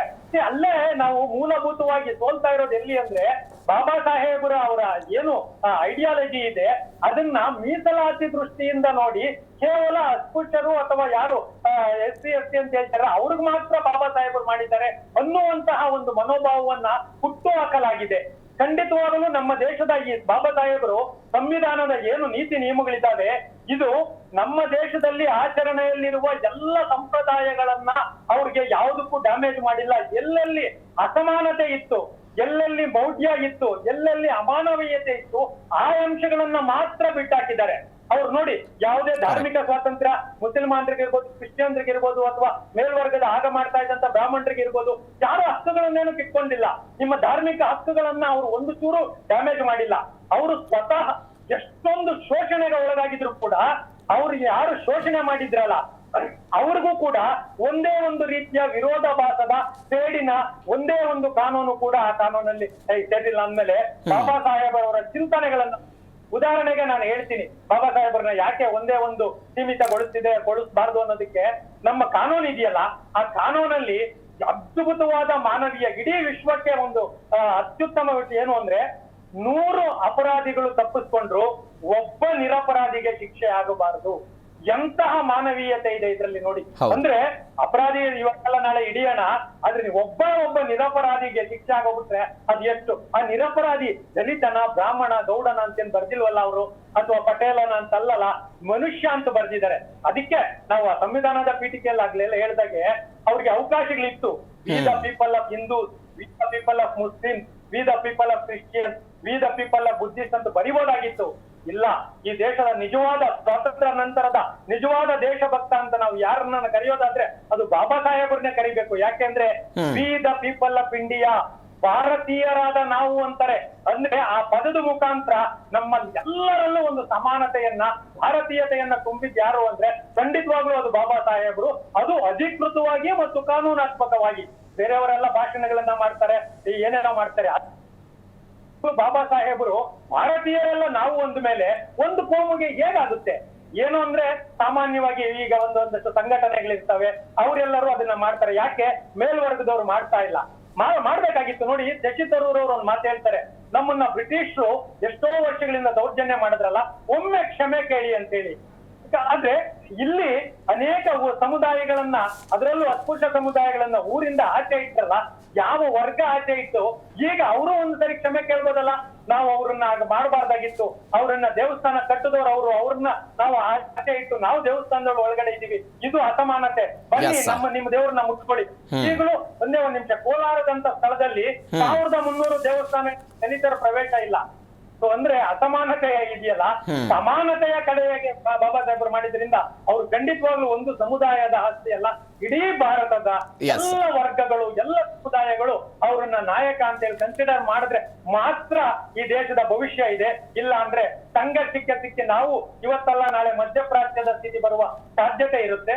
ಮಾಧ್ಯಮಗಳು ಕೂಡ ಇದನ್ನ ಇವತ್ತು ನೀವೇನ್ ಮಾಡ್ತಿದ್ದೀರಿ, ಬ್ರೇಕಿಂಗ್ ನ್ಯೂಸ್ ಅಂತ ಯಾವ್ದೋ ಸಿನಿಮಾ ನಟನ್ನ, ಯಾವ್ದೋ ಬಿಗ್ ಬಾಸ್ ಕಾರ್ಯಕ್ರಮ ಮಾಡೋದಲ್ಲ, ಇವತ್ತಿನ ಕಾರ್ಯಕ್ರಮವನ್ನ ಎಲ್ಲಾ ಚಾನಲ್ ಎಲ್ಲ 24 hours ಮಾಡಿದಿದ್ರೆ ಖಂಡಿತವಾಗ್ಲೂ ಬಾಬಾ ಸಾಹೇಬ್ಗೆ ಮಾಧ್ಯಮಗಳು ಒಂದು ಕೊಡುಗೆ ಕೊಟ್ಟಂಗ ಆಗ್ತಾ ಇತ್ತು. ಆದ್ರೆ ಅದನ್ನ ಮಾಡಿಲ್ಲ. ಮಾಧ್ಯಮಗಳು ಕೂಡ ತಪ್ಪನ್ನ ಮಾಡ್ತಾ ಇದ್ದೇವೆ ಅಂತ. ಬೇರೆ ಮಾಧ್ಯಮಗಳ ಬಗ್ಗೆ ಗೊತ್ತಿಲ್ಲ ಸರ್, ಜೀ ಕನ್ನಡ ನ್ಯೂಸ್ ಯಾವತ್ತೂ ಕೂಡ ಇಂಥ ವಿಚಾರಗಳ ಪರವಾಗಿರುತ್ತೆ ಅನ್ನೋದನ್ನ ಒಂದು ಭರವಸೆ ಕೊಡ್ತೀನಿ ನಿಮಗೆ. ಬರ್ತೀನಿ ಸರ್. ಕೊನೆಯದಾಗಿ ಸರ್, ಅಂಬೇಡ್ಕರ್ ಅವರ ಕನಸುಗಳನ್ನು ಈಡೇರಿಕೆ ಮಾಡೋದಕ್ಕೆ ನಾವು ಏನು ಮಾಡಬಹುದು? ವ್ಯಕ್ತಿಗತವಾಗಿ, ಸಾಮಾಜಿಕವಾಗಿ, ರಾಜಕೀಯ ಪಕ್ಷವಾಗಿ. ಈಗ ನಾವು ಮಾಡಬೇಕಾದ್ದು ಏನಪ್ಪ ಅಂದರೆ protect constitution and save democracy okay ಅನ್ನೋವಂಥದ್ದನ್ನು ನಾವು ಹೇಳ್ಕೊಡ್ಬೇಕು. ನಾವು ಮೊಟ್ಟ ಮೊದಲು ಸಂವಿಧಾನವನ್ನು ರಕ್ಷಣೆ ಮಾಡ್ಕೋಬೇಕು. ಓಕೆ, ಸಂವಿಧಾನವನ್ನು ರಕ್ಷಣೆ ಮಾಡಿಕೊಂಡು ಪ್ರಜಾಪ್ರಭುತ್ವನ ಕಾಪಾಡ್ಕೋಬೇಕು, ಉಳಿಸ್ಕೋಬೇಕು. ಅಂಬೇಡ್ಕರ್ ಎಲ್ಲರಿಗೂ ಒಪ್ಪುವಂಥ ಸಂವಿಧಾನ ಕೊಟ್ಟವ್ರೆ ಮತ್ತು ಎಲ್ಲರಿಗೂ ಒಪ್ಪುವಂಥ ಪ್ರಜಾಪ್ರಭುತ್ವ ಕೊಟ್ಟಿದ್ದಾರೆ. ಇಲ್ಲಿ ಪ್ರಜೆಯೇ ಪ್ರಭುವಾಗಬೇಕು, ಪ್ರಭುವಾದಂಥವನು ಪ್ರಜೆಯಾಗಿ ಆಲೋಚನೆ ಮಾಡಬೇಕು, ನಡಿಬೇಕು. ನೀವು ಅವಾಗಲೇ ಹೇಳಿದ್ದ ಮಾತನ್ನು ಕೂಡ ನಾನು ಕೇಳಿಸ್ಕೊಂಡೆ ನಾಗರಾಜ್ ಅವರೇ. ಈಗಲೂ ಕೂಡ ಸಂವಿಧಾನಕ್ಕೆ ಮೇಲಿಂದ ಮೇಲೆ ತಿದ್ದುಪಡಿಗಳು ಆಗಿದ್ದನ್ನು ನಾವು ಗಮನಿಸಿದ್ದೀವಿ. ಆ ಸಂವಿಧಾನಕ್ಕೆ ನೀವು ಹೇಳುತ್ತಾ ಇರೋ ಹೇಳಿಕೆಗೆ ಪ್ರಕಾರವೂ ಕೂಡ ನಾವು ಹೋಗೋದಾದ್ರೆ, ಈಗ ನೀವು ಉದಾಹರಣೆಗೆ ಬಿಜೆಪಿಯ ಕೆಲ ನಾಯಕರು ಮಾತನಾಡಿದ್ದನ್ನು ಉಲ್ಲೇಖ ಮಾಡ್ತಾ ಇದ್ದೀರಿ. ಉದಾಹರಣೆಗೆ ನಮ್ಮದೇ ಕರ್ನಾಟಕದ ಒಬ್ಬ ರಾಜಕಾರಣಿ ಸಂವಿಧಾನವನ್ನು ಬದಲಾವಣೆ ಮಾಡ್ತೀವಿ ಅನ್ನುವಂಥ ಹೇಳಿಕೆಗಳನ್ನು ಕೊಟ್ಟಿದ್ರು. ಅನಂತಕುಮಾರ್ ಹೆಗಡೆ ಅವರು ಕೊಟ್ಟಂತ ಹೇಳಿಕೆ, ಆ ನಿಟ್ಟಿನಲ್ಲಿ ನೀವು ಮಾತನಾಡ್ತಾ ಇರುವಂತದ್ದು. ಅವರು ಅದಕ್ಕೆ ಸಮರ್ಥನೆ ಕೊಡ್ತಾರೆ, ಈ ಹಿಂದೆ ಸಂವಿಧಾನಕ್ಕೆ ತಿದ್ದುಪಡಿಗಳಾಗಿತ್ತು, ನಾವು ಕೂಡ ತಿದ್ದುಪಡಿ ಮಾಡ್ತೀವಿ ಅಂತ. ಕರೆಕ್ಟ್. ಸಂವಿಧಾನಕ್ಕೆ ತಿದ್ದುಪಡಿಗಳು ಕಾಲಕಾಲಕ್ಕೆ ಆಗಿದ್ದಾವೆ. ಆದರೆ ಆ ತಿದ್ದುಪಡಿಗಳೆಲ್ಲವನ್ನೂ ಕೂಡ ಸಂವಿಧಾನದ ಮೂಲಾಶಯಗಳಿಗೆ ಭಂಗ ತರುವಂಥ ತಿದ್ದುಪಡಿಗಳಲ್ಲ. ಓಕೆ, ಈಗ ಸಂವಿಧಾನಕ್ಕೆ ತಿದ್ದುಪಡಿ ಮಾಡಿ ಜಾತ್ಯತೀತ ಅನ್ನುವಂಥ ಪದ ಸೇರಿಸಿದ್ರನ್ನಿ. ಈಗ ಅದು ಜಾತ್ಯತೀತ ಅನ್ನೋದು ಸಂವಿಧಾನದಲ್ಲಿ ಮೂಲದಲ್ಲಿ ಅದು ಇರಲೇ ಇಲ್ಲ. ಅದರಿಂದ ಸಂವಿಧಾನನೇ ಬದಲಾಯಿಸ್ಬಿಡ್ಬೇಕು, ಅದು ಪರಿಷ್ಕರಣೆ ಮಾಡಿಬಿಡ್ಬೇಕು ಅನ್ನೋದು ಸಂವಿಧಾನನ ಸ್ಟ್ರೆಂಥನ್ ಮಾಡೋ ಮಾತಲ್ಲ. ಅದು ಸಂವಿಧಾನವನ್ನು ವೀಕ್ ಮಾಡುವಂತ ಮಾತು ಮತ್ತು ಸಂವಿಧಾನವನ್ನ ದೂರ ಇಡಬೇಕು ಅನ್ನುವಂಥ ಮಾತು. ಅದರಿಂದ ಹಂಗೇಳೋರ ಹತ್ರ ಏನಿರುತ್ತೆ ಅಂದ್ರೆ ಅವರು ರಾಜ್ಯಾಂಗನ ಒಪ್ತಾ ಇಲ್ಲ, ಪಂಚಾಂಗನ ಒಪ್ಪುವಂತ ಮಾತಾಡ್ತಾ ಇರ್ತಾರೆ. ಪಂಚಾಂಗನ ಒಪ್ಪ ಮಾತಾಡ್ತಿದ್ದೀರಾ ನೀವು ಅಂದ್ರೆ ನೀವು ರಾಜ್ಯಾಂಗನ ದುರ್ಬಲಗೊಳಿಸ್ತಿದ್ದೀರಾ ಅಂತ ಹೇಳಿ. ಆದ್ರಿಂದ protect constitution and save democracy ಅನ್ನೋ ಮೂಲಕವೇ ನಾವು ಬಾಬಾ ಸಾಹೇಬ್ ಅಂಬೇಡ್ಕರ್ ಕನಸುಗಳನ್ನ ನಾವು ಮಣ್ಣಿಗಿಳಿಸಬೇಕಾಗಿದೆ, ಅಳವಡಿಸ್ಕೋಬೇಕಾಗಿದೆ. Yes sir. Balan sir, quick ಆಗಿ ನನಗೆ ಅದೇ ಪ್ರಶ್ನೆ ನಿಮಗೆ ಕೇಳೋದಾದರೆ, ನೋಡಿ, ಅಂಬೇಡ್ಕರ್ ಅವರು ಕಾನ್ಸ್ಟಿಟ್ಯೂಷನಲ್ ಮೊರಾಲಿಟಿ ಅಂತ ಹೇಳಿದರು. ಓಕೆ. ಅಂದರೆ ಸಂವಿಧಾನದ ಆದರ್ಶಗಳು ಇವತ್ತುವರೆಗೆ ಸಂವಿಧಾನ ಆದರ್ಶಗಳು ಏನು ಈಡೇರಲಿಲ್ಲ ಅನ್ನೋದು ಒಂದು. ಈಗ ನೀವು ಪೊಲಿಟಿಕಲ್ ಡೆಮಾಕ್ರಸಿ ಅಂತ ಹೇಳಿದ್ರು. ಪೊಲಿಟಿಕಲ್ ಡೆಮಾಕ್ರಸಿ ನನ್ನ 5 ಸೆಕೆಂಡ್ ಇತ್ತು, ಈಗ 1 ಸೆಕೆಂಡ್ಗೆ ತಂದುಬಿಟ್ಟಿದ್ದೀರ. ಮೊದಲು ವೋಟ್ ಬ್ಯಾಲೆಟ್ ಪೇಪರ್ ತೆಗೆದು ಗುದ್ದಿ ಹಂಗೆ ಹಾಕಬೇಕು, 5 ಸೆಕೆಂಡ್ ಆಗ್ತಿತ್ತು. ಈಗ EVM machine press 1 second. 1 second ಪ್ರಜಾಪ್ರಭುತ್ವ, 5 ವರ್ಷ ಗುಂಡಾಪ್ರಭುತ್ವ ಹಂಗೆ ಆಗ್ಬಿಟ್ಟಿದೆ.